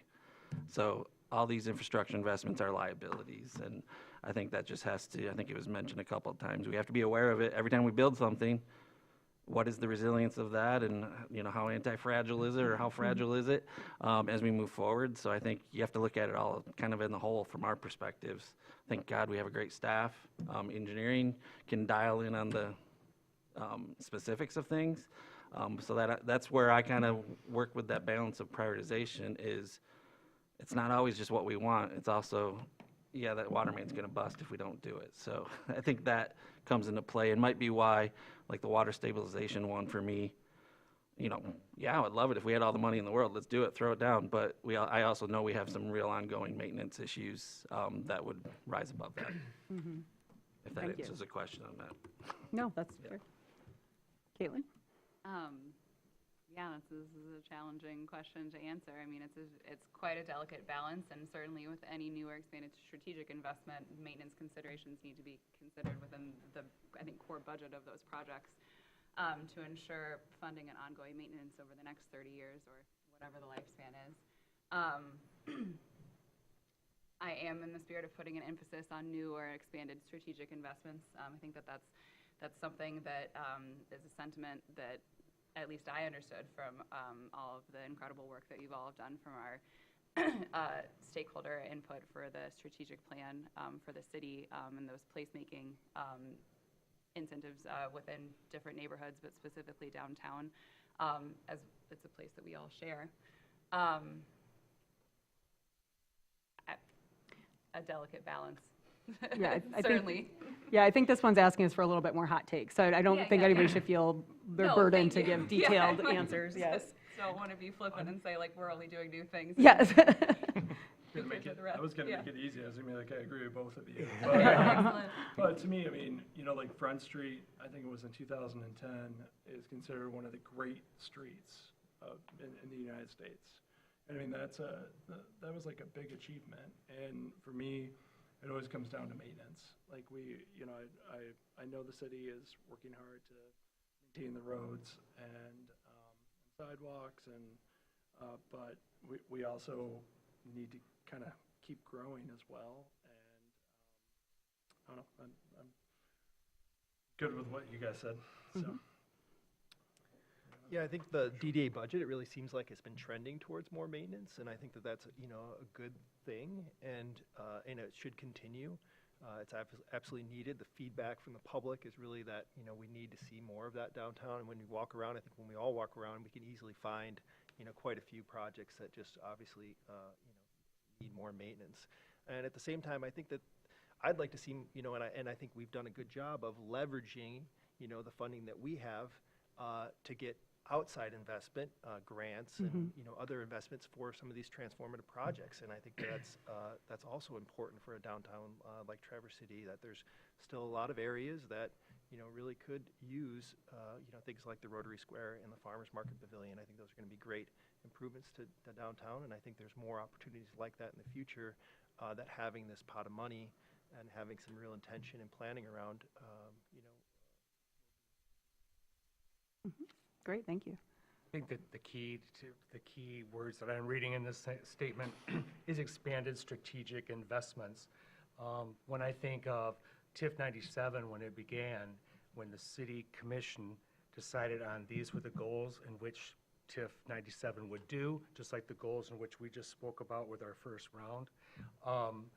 It comes to mind, two things come to mind. One, when that got started and the public and the community started investing in its downtown area, the first thing that happened was Rotary Charities bought the Park Place at a loss. When they got all, I mean, it was at a big loss. But that showed right there that all of a sudden the community was willing to step up and involve itself in the community.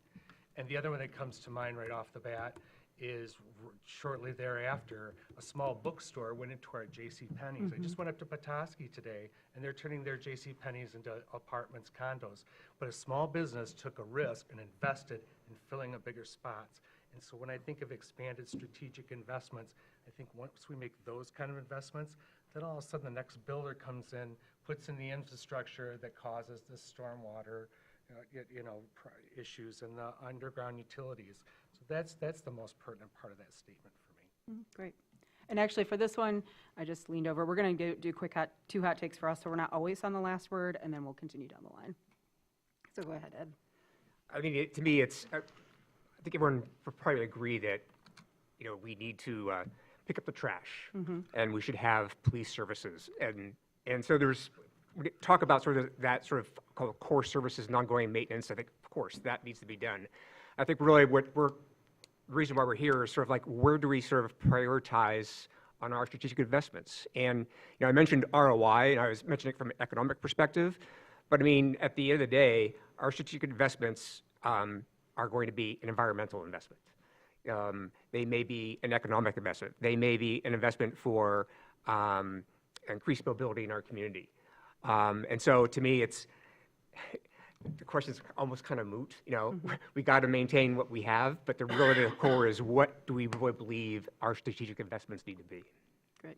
And I would say for mine, I think about it this way of I look at it in my instinct, and what I thought initially on this question was 60-40 maintenance, core services, and expanded strategic investment. When we talk about the TIF 97 and the work it did, and as was shown in some of the projects here, it did a lot of work. It did a lot of work that repaired things that were already aging from the post-World War II boom, which, side note, I think ARPA is going to go down as the WPA is something that was so desperately needed that had we not had, many more communities would be going bankrupt and struggling.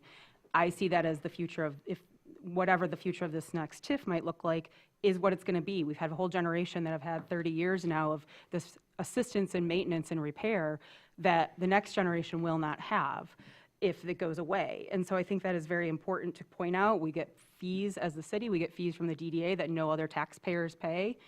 We do that as part of their taxes. And there's just other investments that we've made. I also, though, think that expanded services and strategic investments are why this community looks completely different than when I grew up here. You don't see, whether it's NMC, local businesses, whether they're in the city or not, all the community, if you go to websites for people in this community, they're using pictures of Front Street. They're using pictures of our downtown. That's what draws people here. It's not, and no offense to it, but it's not the Grand Traverse Mall. It's our downtown that we've invested in. And that is something that I think is very important. So what TIF will allow us to do is we might have to replace that bridge no matter what, but it allows it to make it a bridge that people might be able to sit and enjoy the river on, or fixes the streets and allows us to do the stormwater under it. And as someone, my background is specializing in Russian and East Central Europe, the opposite of that is brutalism, right? The opposite of that is a concrete bridge or a pedestrian bridge that has a handrail and not much else. We can do that going forward if the bill falls on all of us. But I think what we've built here is very special, and if we want to maintain that, there does have to be a little bit of this forward thinking and kind of the maintenance and the responsibility portion that then gets reinvested into the next step to keep us the town that we are. Thank you, Mayor. I guess I think they go hand in hand. Ongoing maintenance and core services obviously are critical, and we have an obligation as local elected officials to provide for that ongoing maintenance. And we've seen what happens when we defer maintenance. I live on Madison Street, which was just reconstructed last year. It was decades overdue. And the longer you wait, those costs go up, right? So I think we need to remember that. Over 50,000 people use our downtown every day for jobs, services, recreation, entertainment. With that type of activity comes real infrastructure demands. Streets, utilities, stormwater, public spaces, all those things require ongoing investment and maintenance, whether we like it or not. So the real question really to me isn't whether or not we maintain our downtown and our infrastructure, but how are we going to fund it? Great. Ken? When I think about this question, the first kind of thing that pops in my mind is the wants and needs. Is something that we're prioritizing something that we want, or is it something that we need? And I know that I don't like the idea of neglecting the boardmen, and I don't like the idea of neglecting some of these. They're more fun than an alley, than redoing an alley. Redoing an alley is not fun. It's not sexy. You know, East Front Street, it could be a little bit, but it's still not as fun as like a lower Boardman restoration. And that has been a lot of the discussion. It's probably the largest spending item, potentially a part of this whole package. And it just kind of, it makes me think of like, we can prioritize things, but are you using this input to kind of shape what you're gonna ask on this ballot in November? Because I mean, that's the biggest thing. I almost feel like this conversation needs to accelerate to that point where what do you guys think is gonna We have more questions. ring coming. with the voters? I know that, but this just feels like, I loved absolutely everything every one of you said. I loved. I thought it was, like, I like the idea of community and placemaking and and doing activities in town that incentivize economic activities and just the way that brings the community together. I love that kind of stuff, but I think people really recognize the need for the hard infrastructure replacement, and that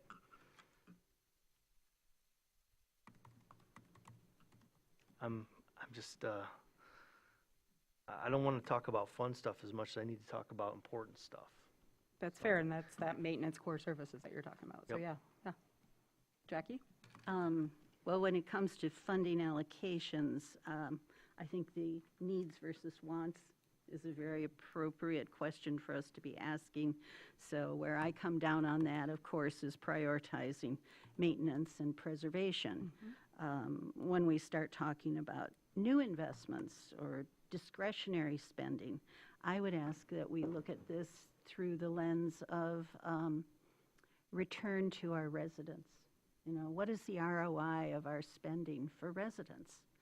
You know, the work that was done on the strategic plan not only resulted in some pretty specific objectives and possible action plans, but I think it also showed the values of our community. And our community values things like preservation and inclusion and community. And so I would ask that we be prioritizing discretionary spending in a way that aligns with those values of the residents. Thank you. That's a good point, Jackie. Go ahead, Lance. Yeah, quick note, when we get back to the DDA board members, if you could all speak into your mics. I just got a text saying it's really hard to hear you at home. So I'm going to put a number to this, just like you did, Mayor, and you know, I think it goes down to, in my mind, it's more like a 70-30 core services maintenance towards then expanded strategic investments being, you know, a 30% is how I kind of see an importance level. And I echo what my fellow commissioners have said, that, you know, thinking about from a project standpoint or a strategic investment standpoint, which is a good way to put it, right? What is the return on resident investment? Because ultimately, if we don't have TIF, or if it's not extended, or one of the theories and it just expires, right, that money goes back to the residents of both our county and our city. And so if we are capturing that, we really do need to think of it as like what is that investment return for the residents? And I think the projects, if we just looked at that list of prioritization, even though the question may be skewed, I kind of did some quick math, and it was around kind of the higher end alignment of what we did was around $32 million, whereas then looking at the packet, the core services and maintenance over the course of TIF was about $83 million. So the number kind of works out 70-30 if you think about it that way. for bringing this to the residents to vote on. Great, thank you, Lance. Heather? So this is kind of this is a very general question. And I think that 60/40 maintenance versus new investment is ideal, but 70/30 is probably more realistic. But I'm looking at this question and thinking, why are you asking this question? What does this do? This is it's a little bit like the last question, which is assuming that we are extending the TIF as it is with the structure that is already there. And so I'm looking back at the packet that we got. All the page numbers that you mentioned, Harry, don't line up with what I see in the packet, but it's toward it's the last 2 pages. Investment levels to guide decision-making. I'm looking at, do we maintain, which is 83 million? Do we partially invest, which is also 83 million, dependent on project selection? Or do we fully invest, which is the whole banana, 237, which is your number or even more? And I would say partially invest would be great, as long as we can use other tools. It doesn't have to be the continuation of TIF 97. It could be other tools. There are many other tools.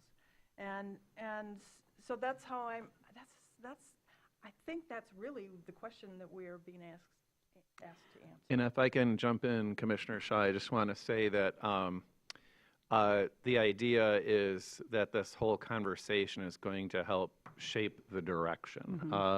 And you will have a question coming up, which scenario do you prefer? And then, based on the totality of the input, the idea is to back into, well, what's the direction that appears to have the most viability? So it is not, it's genuinely not meant to presume that it extends or any of the scenarios. You'll be responding to those, but we need to take all the feedback in totality, really, as far as how to move forward. Mitch? Well, to this point, yes, maintenance is important, echoing what everybody has said, but I see this as getting at what are both the impacts of new investments on long-term maintenance costs and the extent to which, through the promise of TIF in the first place, these are enhancing the general area, downtown specifically and Traverse City as a whole, in a way that increases revenue long-term by increasing property values. For something like the East Front Street improvement or the alley reconstruction, if we replace poor condition pavement with better condition pavement that will last longer, then that will end up saving maintenance over the long term because there'll be fewer potholes that need patching. If we bury electrical lines, then yes, that's improving the aesthetics, but it's also reducing the risk of outages or other issues. On the other hand, something like Rotary Square can be nice and can be a good enhancement. It can generate value, but it also generates additional maintenance expenses for the duration of the project. Thank you, Mitch. So to the point, we've got, just to let you know, we've got 2 other questions that get Mayor, a little can I bit more just to the- ask Oh, yeah, one go ahead, Harry. quick question? The different infrastructure maintenance priorities that are listed in your packet, well, these are the color sheets with the icons. We had one that was an annual percentage dedicated out of the capture from the DDA towards potentially 3 different priorities. The DDA has had this kind of conversation rolling. We've not settled on that or a percentage, so I'd love to get some feedback from the City Commission on, yes, we do feel like, for example, 5% of the capture should be devoted to stormwater infrastructure on an annual basis. Some direction from the City Commission on that one specifically, I think, would be helpful. That will be in the question after this next one. Okay. Oh, sorry. And I thought just that want everybody to had this. summarize, generally what I think I heard on the last question is emphasis on maintenance. Many are saying some strategic investments, but heavy emphasis on maintenance. Just want to summarize that that's generally what I heard. Well, yeah, I'd say there's consensus on maintenance. We did have a couple people throw out those 60/40, 70/30. So depends on how you're defining heavy, I guess. So, Yeah, it's but, yeah. really sort of both. First, Yeah. preferring that generally, Yes. but then of the two, it's more like a 60-70% Yes. preference on maintenance. Yep, Mayor? yep. I would just add, I don't know if maybe it's just me, but what I heard, but also I'll introduce the first hot take of the night, combating Commissioner Funk's approach that the alley project can't be sexy. I Thank think you, that Barry. is actually, and I bring it up to make a laugh because it's late, but also example of a project that can be seen as maintenance, but that's where the DDA has really achieved great things over the last 30 years, taking those basic things and saying, what can we do better? Right. I think the Clinch Park tunnel, which I was somewhat involved with, Harry was on the board then, that was just going to be replaced the way it was, a dark, scary tunnel. The DDA was able to step in and provide about $750,000 to make it, have that approach to it, have that sign there, widen it, add the art. So I think, I know we can want to talk 60-40, 70-30, Yep. but the real approach is, hey, we have this maintenance issue, water stabilization. How do we make it something that's special and unique and does all these other things that we want to see happen? I agree with that, Gary, thank you. And Turn. okay, the next question, and then I promise we're getting to the percentages after this one. And I want this to be, I know we said 90 seconds originally, we've been generous with that, so this one I'd like you to try and keep it to 30 seconds. What are of the four scenarios, expiration, reset, extension, or extension with reduced capture, so like those 80-20, et cetera, things that we were looking at, what's the most important to you, and what trade-off are you willing to accept with that? So briefly, you might say, expiration, I get we might not have all the maintenance funds, or something based on our conversation here. Keep it very briefly. So we'll start with you, Mitch. I was going to change it up more on this side, but I'll lose track, so. I would say I'd like an extension, but just considering what might be feasible, an extension with reduced capture can be a goal, can be a way that we achieve many of the goals. Thank you. Heather? I think that that TIF 97 needs to end because there was a promise made to our taxing jurisdictions that it would end after 30 years, and promises must be kept. It could reset.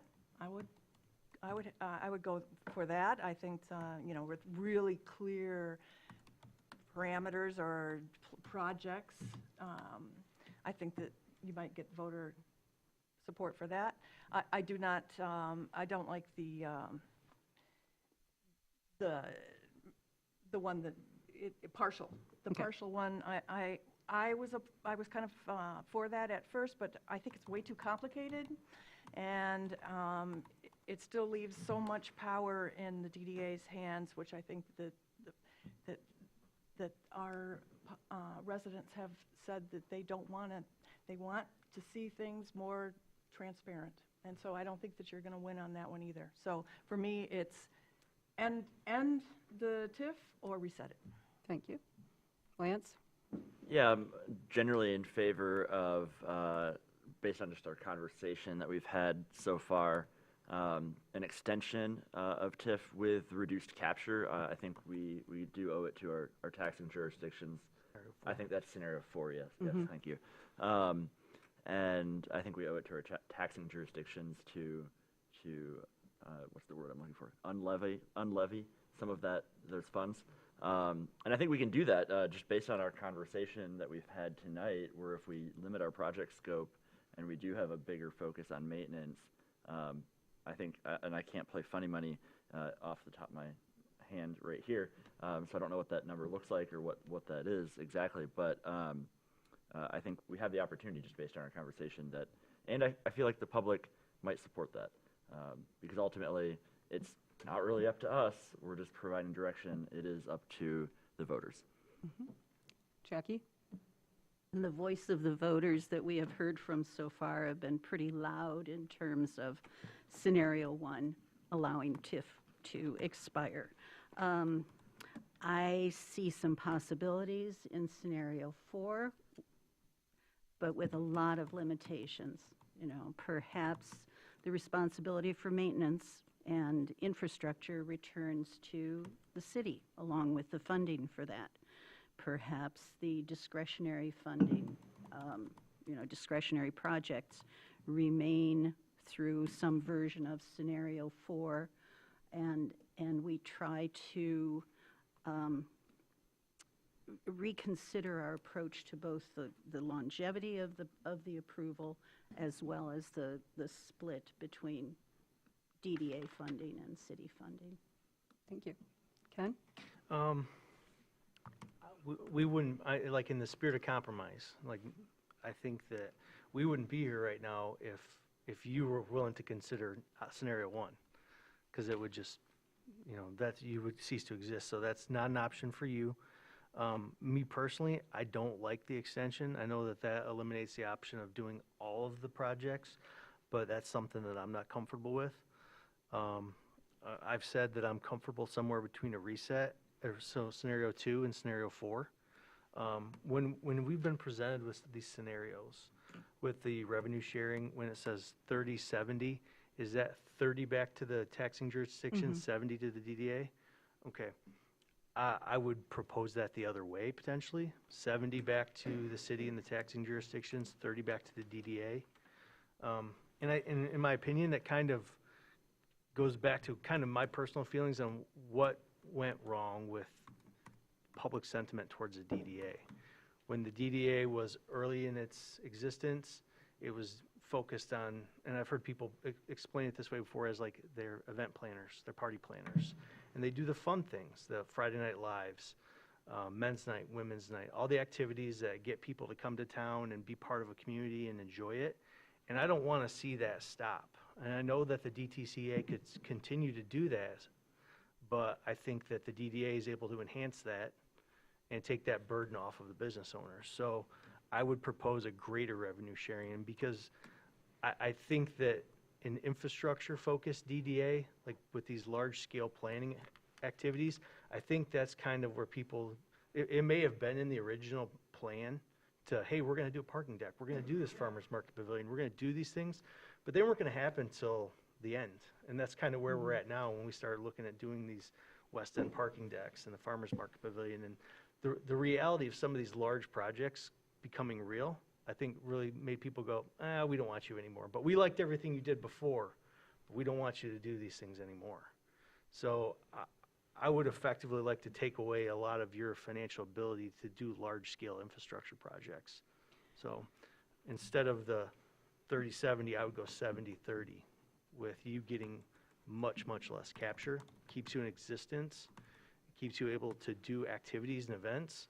And I would think that 15 years would probably be the most I would want to stomach on that, because I think that's an opportunity for them, those 15 years, build new relationships where we can demonstrate that we really do want to work together and that we can provide a really good product for the community through collaboration.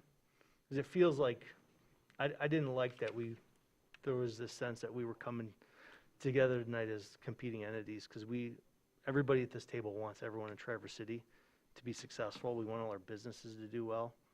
We want to enjoy that high quality of life that we enjoy because we live in northern Michigan. So I guess as far as the scenarios go, that's kind of my thoughts on those. Thank you, Ken. Laura? Great. So I appreciate, Ken, your emphasis on the fun activities and the placemaking, but I think it's important to remind everyone that you can't do those placemaking activities without the infrastructure in place. That's what supports those activities. And I fully respect the will of the voters at the ballot box in November, and ultimately this is going to be their decision. But I'm going to try and avoid predicting voter behavior. I think it's our responsibility to present a plan that's transparent, that balances maintenance and strategic investment into our downtown, and that aligns with community priorities, as we've seen through the public engagement that the DDA did in 2022, and our strategic plan, which is why we're here tonight at this joint session. So voters deserve a clear understanding of the trade-offs and the facts, not assumptions about outcomes that we're individually making. In terms of my preference, I lean towards the extension with reduced capture. I'd be curious about, that's this question. right? Yeah. Yep, okay, so extension with reduced capture, I think that aligns best with my personal perspective and the trade-offs I've already discussed. Yeah, thank you. We're just going to continue online and get back to 30 seconds here. Mine would be extension with reduced capture. It's the trade-offs, yes, we're still capturing, we're giving some back. I'm going to say a little bit, I'm going to push back a little on the "you" used by Commissioner Funk, because at the end of the day, as it was pointed out, other than Rotary Square, the city commission ultimately votes on whether something happens or not. So it is still the city commission. Voters voted that they wanted the chance to decide if they want to extend it or not, and so that doesn't mean that they won't. And I think that when I look back at the bridge work we did over 2 years and the millions and millions of dollars that went in that between grants and DDA funding, we only paid, I think, $300,000 into it as a city budget. As a taxpayer myself, I don't want to suddenly get stuck with the bill when we have to tear up Front Street to take care of it because it's hitting its time, and now we have to do the stormwater, and that's going to take away from those neighborhoods over that time. And right now, the DDA is paying us for some of the regular maintenance that goes along with the tax bills that they pay that other citizens don't. And so I think there are some trade-offs to, yes, it's still long-term capture, it's a little bit more sharing. And until I see a millage come from the county that says we're going to give this much money for infrastructure to help out the city, right now all the funds or the services they provide to us are provided through millages that we put on ourselves. Veterans, Commission on Aging, all of that. We don't have that option here to do to the county. So until I see that, I'm really concerned about where we would find this funding that isn't an unfair burden on some parts of our population and not distributed equally or more fairly amongst all of our citizens, as we know a lot come in and use ours, not just city residents. Go ahead, Ed. So I'd like to say, I would actually if I had my druthers, I'd much rather have a tax on hotel rooms, a tax on rental cars, but we also know that in Michigan, that's not going to happen. You know, we're not going to get, I know there's seeds of change. They're attempting to change this, but the way things are in Lansing now, that's not going to happen. So it really depends upon us.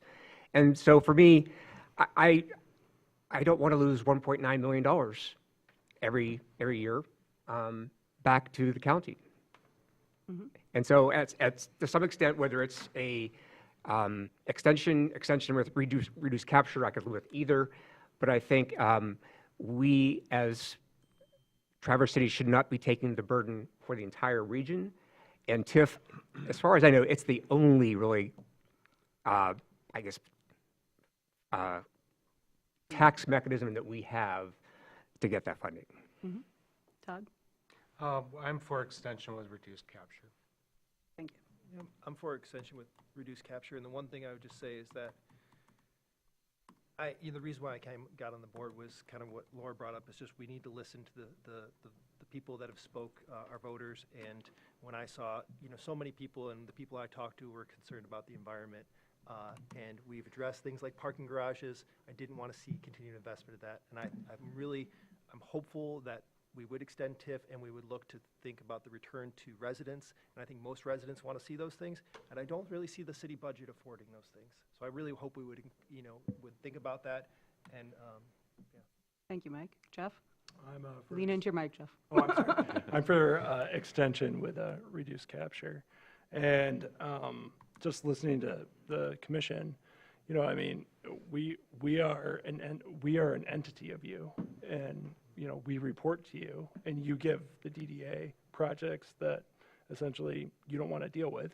So I'm kind of, I don't know, to Ken, I kind of. That kind of stunned me. Yeah, I kind of was kind of stunned when you were talking about that. So, I don't know. Okay, thank you, Caitlin. Thank you. Yeah, I echo surprise with the us versus them mentality. I live in the city. I'm a voter. I voted for you. Appreciate it. I'm for extension with reduced capture. Okay, Gary? I want to pick on Commissioner Funk. No, no more picking on Commissioner Funk. We are all sharing our voices. Yeah, I'm a proponent of TIF. I think it takes a lot to understand it. I spent 5 years on Brownfield, which extensively deals with TIF. I still don't think I quite understood it the whole time. But one thing what I love about TIF, whether it's a corridor TIF, a DDA TIF, a brownfield TIF, is you have a plan. There's nothing more transparent than a TIF. Because you're not spending the money unless it's in the plan. And you're also not spending the money if you don't have the growth to pay for it. If downtown isn't successful, the TIF doesn't grow and the money isn't spent. And I wish, as sitting as a former city commissioner, I wish the general budget had more of that. Every year you're going to look at a general budget, and I understand but Benjamin is going to a 3-year outlook, but it's not going to, you're going to be voting on the 1-year plan or the 1-year budget, and that's all you get.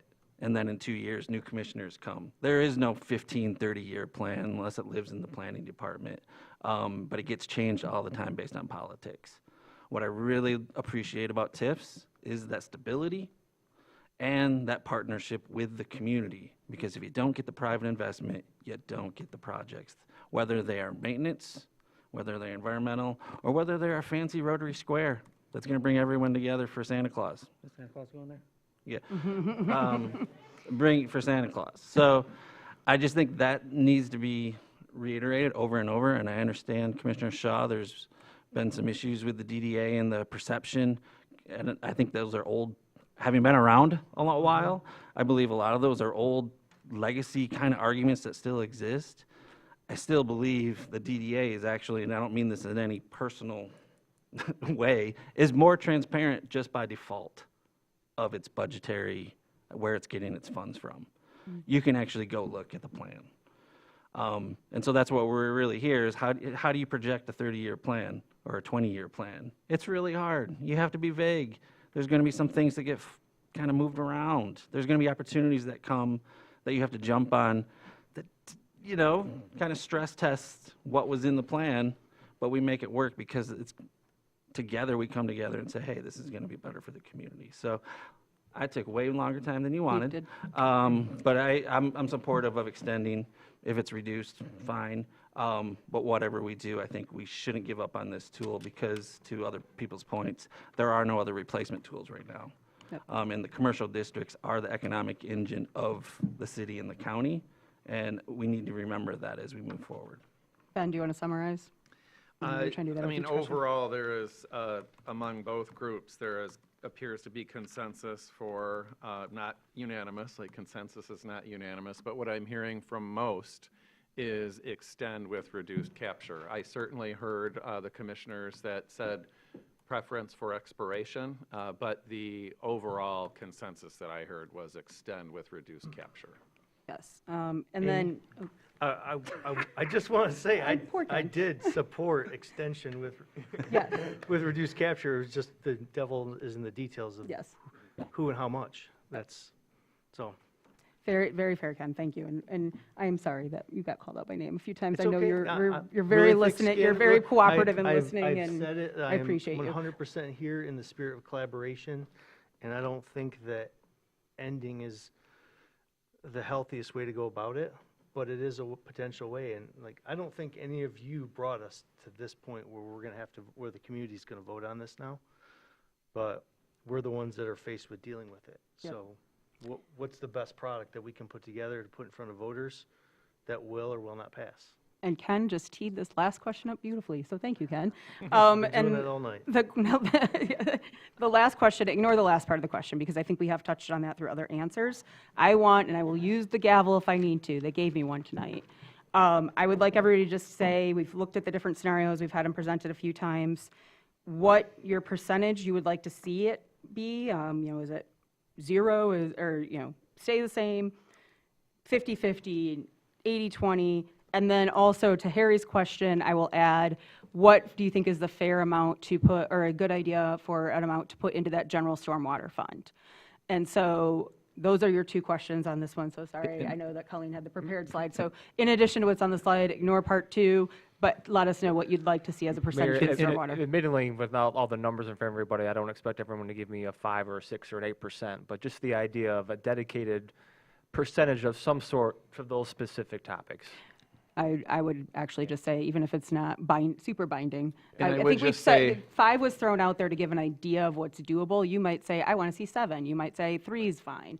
But let's kind of keep it in that reasonable realm. And if Or you're not. saying you're giving a number for a split other than 50-50, which is clear, the higher number, just in terms of how we've been thinking about this, is how much would continue to be captured. So if Yes. you, for instance, Commissioner Funk, you mentioned 70-30 or 30-70, I think. Yeah. Yes, thank you. If you say 70-30, it's 70 captured by DDA, 30 going back to the Yes. jurisdiction. So I just Thank you want for to that be clear on that clarification, Ben. definition. Yeah, it's. And and as we're writing, I'm going to start with Gary and go back down this way. Again, brief answers, or I'm going to gavel you.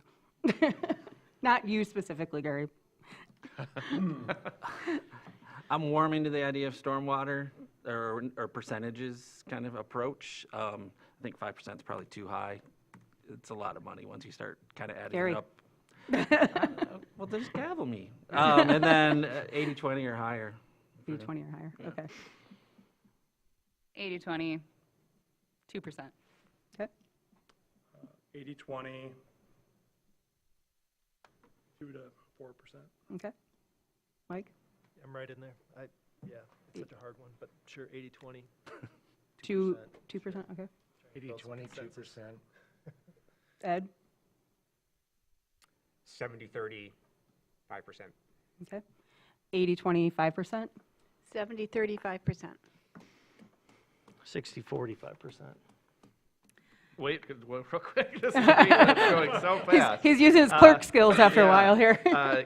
Commissioner Funk, could you repeat what you said? 60-40, Thank you. And 5%, you said? 5% stormwater. I'm sorry? 60-40, Uh-huh. 5% stormwater. Okay. Thank you.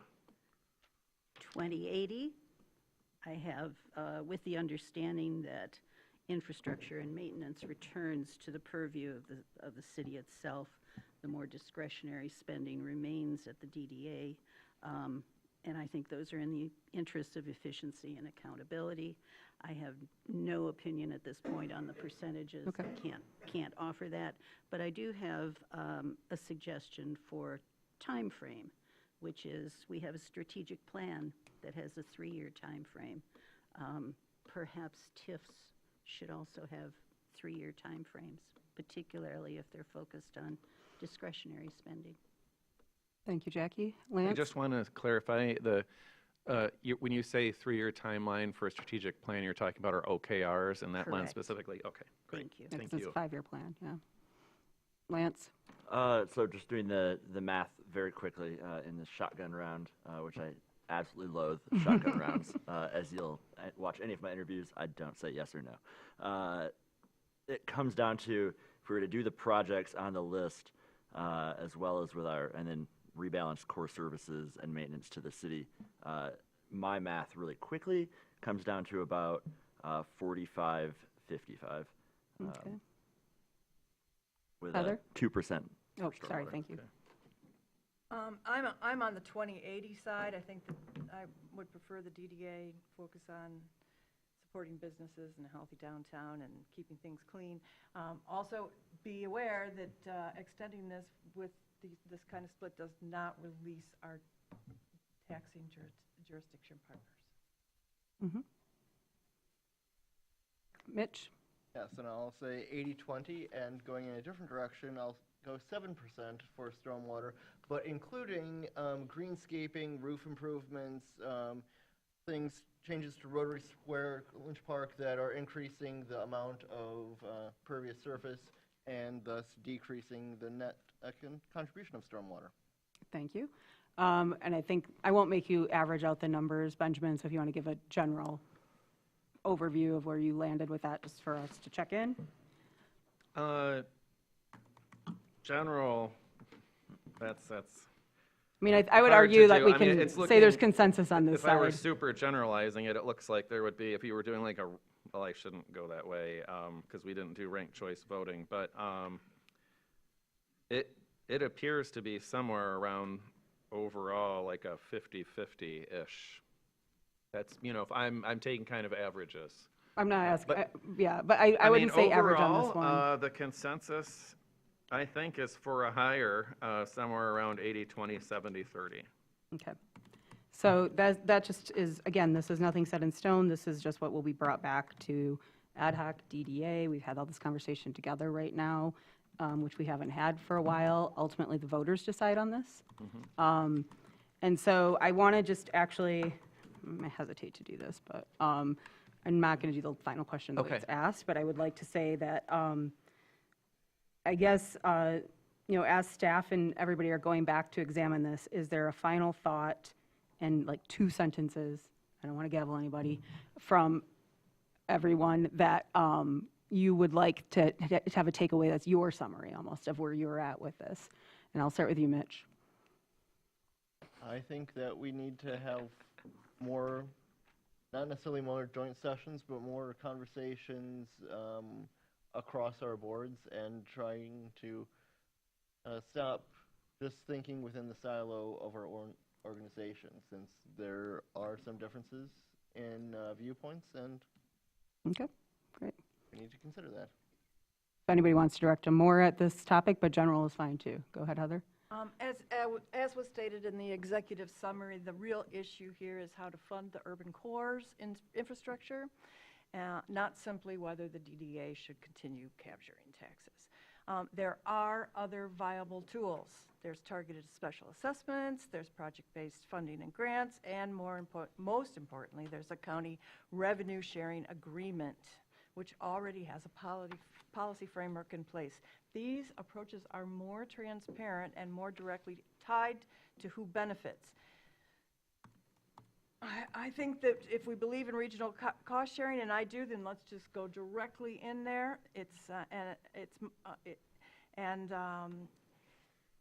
And get some kind of agreement with the county, and not through an automatic tax capture that most people don't fully understand. Thank you. Lance? Hopefully this was helpful for the ad hoc and for the board. It was great to at least get some alignment and see some alignment with everybody in the room. It feels less like we're disjointed, and hopefully the advice, you consider it deeply, because ultimately the 2024 charter amendment requires voter approval, and which will then come back to the commission. And one thing that I know that we all ran on was being very transparent and also listening to our community, and so that will ultimately be the test. So it is in your hands to hope. If we don't see this again, it's in your hands really to shape what that product looks like. Thank you, Lance. Jackie? I would echo Commissioner Shaw's concerns that we fully explore some of the funding alternatives, specifically those that would allow us not to be tapping voter-approved millages like those for seniors and veterans and public transportation, that those voter-approved millages remain intact, and that we find other approaches to funding our discretionary projects for downtown. I would like to include on that list of explorations how to power up the downtown Traverse City Association's effectiveness, leverage their funding, focus on merchant driven actions that I think will also result in resident return on investment. Ken? I hope I didn't hurt anybody's feelings. No, I just, we feel like we I really wanted to, like, sometimes the best thing that you can tell somebody is the truth, regardless of how it comes across. I think I offered some suggestions, that just input that will maybe help you get it across the finish line. We'll see how it turns out. I'm excited that the voters are going to have a say on this, and I think it'll be very, it's going to change a lot of directions we go in a lot of things. So we'll see what the public sentiment is on this. Laura? So one of our strategic pillars is fostering a regional collaborative approach. And at its core, TIF is a regional cost-sharing tool, and it's used to care for and improve a regional asset, which is our downtown. And I fully recognize there are many different perspectives on this tool, and people are right to ask hard questions. But I don't think the answer is to walk away from the tool. I think it has proven success over the last 30 years. I think the answer is to use it with clear priorities, with accountability, with a plan, as Mr. Howe said, and to focus on projects that deliver real public value. And that really is the charge for this group. At the end of the day, this is going to come down to a pretty simple choice. Do we share the costs of downtown regionally, or do we shift it onto city taxpayers and add these infrastructure needs to all of the competing priorities that we have with our general fund? So for me, that's the fundamental question, ultimately the question that will go to voters. Thank you, and we'll just keep going down the line. Yeah, I think, look, I voted for all the millages that we're paying right now, and I support them, but I also think that we've been talking about TIF renewal now for 7, 8 years, and I haven't seen anything come from the county as an offer of, hey, we've got this tool over here, why don't you stop that, and let's discuss what this might look like. Let us offer to help. I haven't heard a proposal for a millage that would help us. I haven't, as a matter of fact, I think some people don't realize that when the road millage passes, it's literally what's yours is yours and what's ours is ours. So what city taxpayers pay into the road millage comes back to the city. What goes from the county goes back to the county. So they don't help us with projects like 8th Street. They don't help us with East Front Street if we go and do that, or tearing up Front Street when we need to do the repairs. So as much as I agree with the regional approach that we've talked about for months now, this is the most guaranteed regional approach that I think we have. And I think other options put the burden on city taxpayers only, even in some cases that have been suggested, people working in the city and no one else. And all of that equals an unfair burden onto us as residents who welcome in our surrounding county people to work and to shop and to do all these other things. And so that's why I'm also for the split. I think some of the money should go back to the jurisdictions. They have their property values, everything else have been increased because of these investments over the last 30 years, though, so they're already seeing the benefit in other parts. But I also want to point out that this is where we get it. Like we are without this, we carry the county. And I love our county. I think we've had the best relationship we've had in the last couple of years. That could change again in 2 more years. It was kind of Gary's point of, we budget for a year, but we have a forecast. We're going to have a forecast now. Bodies change every couple of years, and we might be able to get a 5-year agreement. We're not going to get a 10-year or a 20-year or a 30-year from the county. And so I think that we have to look at this as taxpayers as what's going to help us at the end of the day. Some of this money goes back, could be in the neighborhoods, but when the big bills come, are we going to have a couple of years where we don't do anything in the neighborhoods that we know aren't need to be done? This creates a fund. This allows us to do this infrastructure and this needed work, and that's when I was on the ad hoc. That's why I was pleased to see the list that came out this time for, let's call it our stretch goal of those projects, but the maintenance as well being accounted for, because I don't see superfluous things here. And in the past, there hasn't really been an opportunity to present it at a public meeting like this with input from both boards. And so I think sometimes in the ether out there, it's been, these are DDA projects for the DDA. I think if we look at this list, all of this is maintenance, and I would argue that Front Street, East Front Street, and those other projects that are on the wish list project list are maintenance as well. Those are things that the city needs to address. They're things we need to address with this Complete Streets projects. All of that stuff, this isn't just for the DDA. The DDA adds maybe some of the bells and whistles to it, but at the end of the day, these are all things that need to be done for us to have a healthy city that doesn't have giant potholes. And I'm going to be a little out of line for a second and say, so we don't have to fix the damn roads because we're fixing them the whole time. So that's my 2 cents on it. Go ahead, Ed. I appreciated the list that you put together here, or Harry and Ben put together, of all the things that DDA has done and sort of paid for. I think that was the first time I've seen that list, and I think it's pretty impressive. And I just think it's kind of interesting because, not being a long-term resident of Traverse City, I see that list, and then I also hear some of the back talk about the DDA and what the DDA did or didn't do. And at that point, I'm very disinterested because, I don't care what happened in the past. I think we need to look at what we need to do for the future. And one of the things, again, being a person who hasn't grown up in Michigan and knowing what other revenue opportunities that cities have in other states, if we talk about something like a county revenue share agreement, then damn it, our predecessor should have been working on that 5 years ago. And the fact is, we're all here now, right? And we're trying to figure out what we need to do and how we're going to sort of resource our city for the foreseeable future. And so for me, I mean, as much as I would love to get into the nuts and bolts of just looking at revenue sharing and how that could impact us, to me, it hasn't been on the table. And we are now at the point where we have to figure out how we want to manage our incoming revenue, at least for the next few years. And so for me, it's just, it's a no-brainer. Ted? Thank you, Harry, for all of your work. I just want to say thank you for this opportunity for all of us to come together and speak this evening. It's nice to know where the board, where our commission stands with our DDA. Thank you. Mike? Yeah, I agree. This has been really helpful, really nice to hear the feedback. To me, it's just really clear. The city just has such great need, and especially downtown. And the DDA is a tool of the city commission. It's a tool of the city residents, and I hope they will continue to use it because I believe it's a really important tool.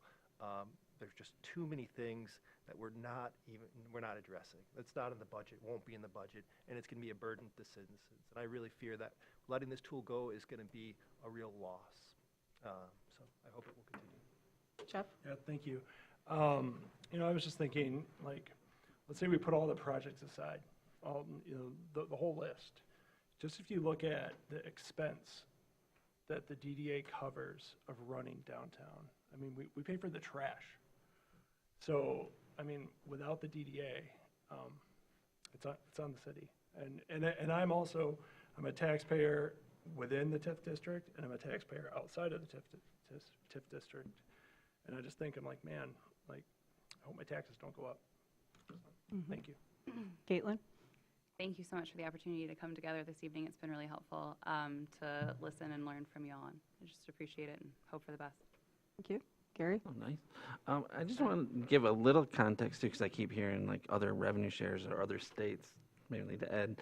But if we're considered a micropolitan area of 50,000, and that would be Traverse City, Grelikville, most of Garfield, and then some of East Bay. In any other state, that's what would be the size of the city. We would have extended our borders. So because we're Michigan, we don't get to do that very easily. And it probably won't be happening in my lifetime. So that is another reason why we look at these TIF. It's really why TIF's been successful around the state, because it helps address that deficiency in our funding, right, and allowing cities to grow as they need to. And I guess I just want a reminder. This isn't just about downtown. I'm concerned about this. Is kind of not fully thought out, but when we start reducing the share, right?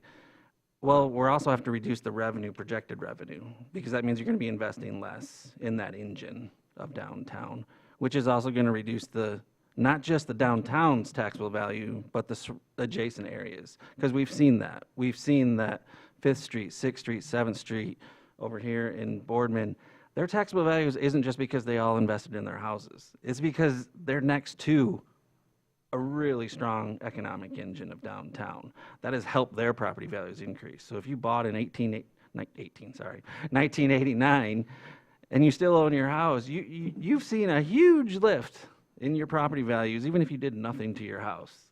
And that's because of the strong downtown. And so these all have ripple effects and cascading effects. It isn't in a vacuum of downtown. A strong downtown means all of our city residents enjoy some benefit to that. It means the general fund is larger, even outside of counting the DDA impact in that sense. There's that adjacent stuff. So I think, in 60 seconds, that's about all I can cover on that, but I know that to be true. Thank you. Yeah. I'll now, Benjamin got up, but I'll go ahead and put it to, well, we'll start with you, Harry, since Benjamin's tech fixing, although he's quick. Any questions, like a good interview, Any questions that Harry or Ben have for us to clarify anything or anything that would help you? I just want to thank you for the opportunity. I think we should do this annually, whether there's a TIF on the ballot or not. I think this is a good conversation. I would also point out that based on tonight's conversation and subsequent DDA board conversations, we will be doing some more civic engagement about some of the concepts we've talked to tonight, so please stay tuned for more information about those. Thank you. Ben, anything? Nothing, thank you. All right. Well, then with that, I'm going to open up public comment. Please approach the podium if you would like to make any public comment right now. Technically, this is a final public comment, so it can be about tonight's or anything under the sun. And the city clerk's going to announce the rules for public comment. Well, do we have any? They gave me a mic. Okay. Do we have any public comment before? Okay, perfect. We'll give Sarah a reason to read the rules. Go ahead, Sarah. We ask that you state your name and address, indicate if you're a city resident, non-city resident, and/or city business owner. We have a 3-minute time allotment per speaker. When your time has elapsed, the timer will beep. And finally, we request that all language be respectful to all parties. Okay. My name is Grant Parsons. I live at 895 Washington Street in Traverse City. And it's been an interesting discussion, and I do think the two boards are complementary but not the same at all. This side is thinking, they're talking about voting and getting over that hurdle of getting TIF approved. You guys are talking about the plan if TIF is approved. I came here tonight with one thing to say, and of course it's expanded since I've listened to you. But the one thing I'd say is read and trust Judy Nelson's email that went out to you. I think all of you today. I know the City Commission. Judy was a financial analyst in federal government for years. She has expertise in finance, and she has grown up here and returned here, and she has fabulous discussion points, even if you don't agree with what her conclusions are. Finally, I hate to besmirch Ken Funk by agreeing with him. I will tell you that voters effectively a year ago, as Chairman Shamrow said, voted that they want to say. They want to say for specific reasons. They won that vote. And if you don't know what their reasonings were, you're probably going to lose the next vote. And on a positive basis, because TIF and DDA have been terrifically divisive in this community for years, really, sincerely, positively, I want you guys to succeed, because I don't think anybody loves this community more than I do. And it's failing on the unity level. And so if you have asked voters why they voted against TIF, when they voted that they want the say, they don't trust DDA to have the say. They want to vote before you approve another one. If you don't know why they made that vote, ask the leaders of the opposition who encouraged and worked for that vote. They can tell you what their pitch was. They can tell you what their ideas were. For example, go back to the original mission statement for TIF 97 from 1997. There is virtually no relationship of that mission statement, of the promise of it, and what you're doing today. If you think that you want to continue the 1997 base rate, how much time do I have, Ben? Yeah. Okay. You're making a mistake. Thank you, Grant. And I want to say thank you for your first comment, I believe, as a city resident, so thank you. I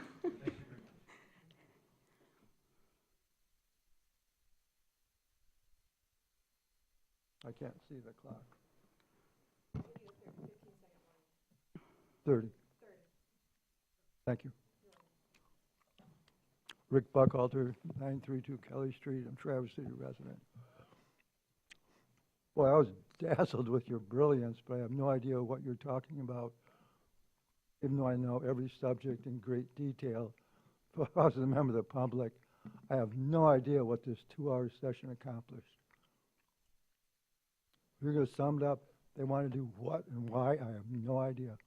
So good luck to you on that. Second, I'd like to point out that the DDA has become an entitlement program. like you feel that the community owes you something, and you're going to find out the hard way in November that that's not true. In the meantime, since I have only about 2 minutes and 30 seconds, I want to point something out. The DDA Act was created in 1975 to solve a concern that was statewide, and that was that malls were going to take stores out of downtown, the downtowns would decline. And it may have been happening in Detroit at the time. So one of the conditions in 1978, when the Traverse City decided to create the ordinance to create the DDA, I'm doing some research right now, and honestly, I'm not done with it. But I've been digging into this for a year, including news articles going back to that date. The DDA was required in their determination about whether to create the DDA. They were required to present evidence to the city commission, not the DDA, that there was in fact a problem with declining property values. That hurdle had to be cleared in order for the city to create a downtown development authority. And there is no evidence whatsoever that that was ever the situation in Traverse City at all. So the DDA technically has no right to exist, even though nothing's going to be done about it, just almost 40 years ago. But that was the situation.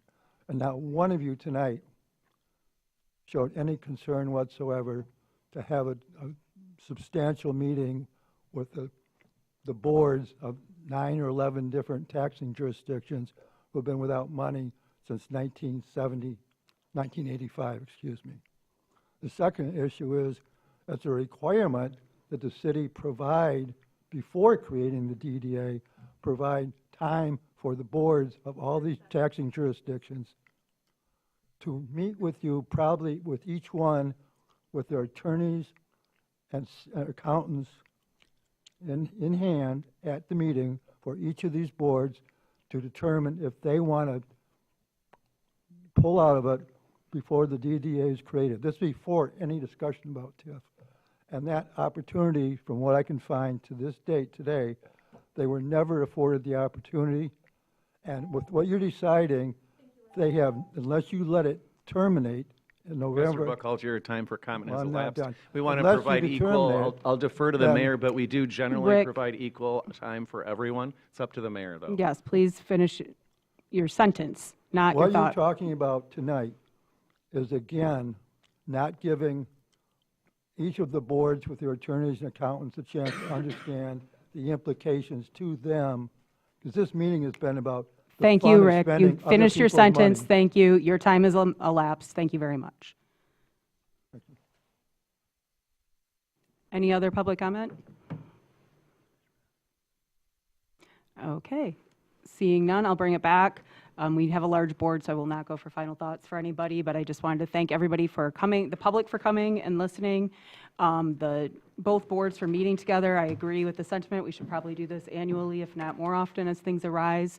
I'm very grateful for the newish leadership at both boards, bringing us all together, and I hope everyone has a wonderful evening. And we don't have a meeting here next week, but we have our shared We agreements. do. We have a it regular here? meeting a regular commission meeting is this coming Monday, Oh, yeah, April sorry, 20th. this is the 13th. We Yeah. do have a regular commission Yeah. meeting next week on the 20th. It is a regular business meeting. It will be here at 7 PM. We have a shared agreements at the end of the month. Yes. So thank you all very much and have a great night.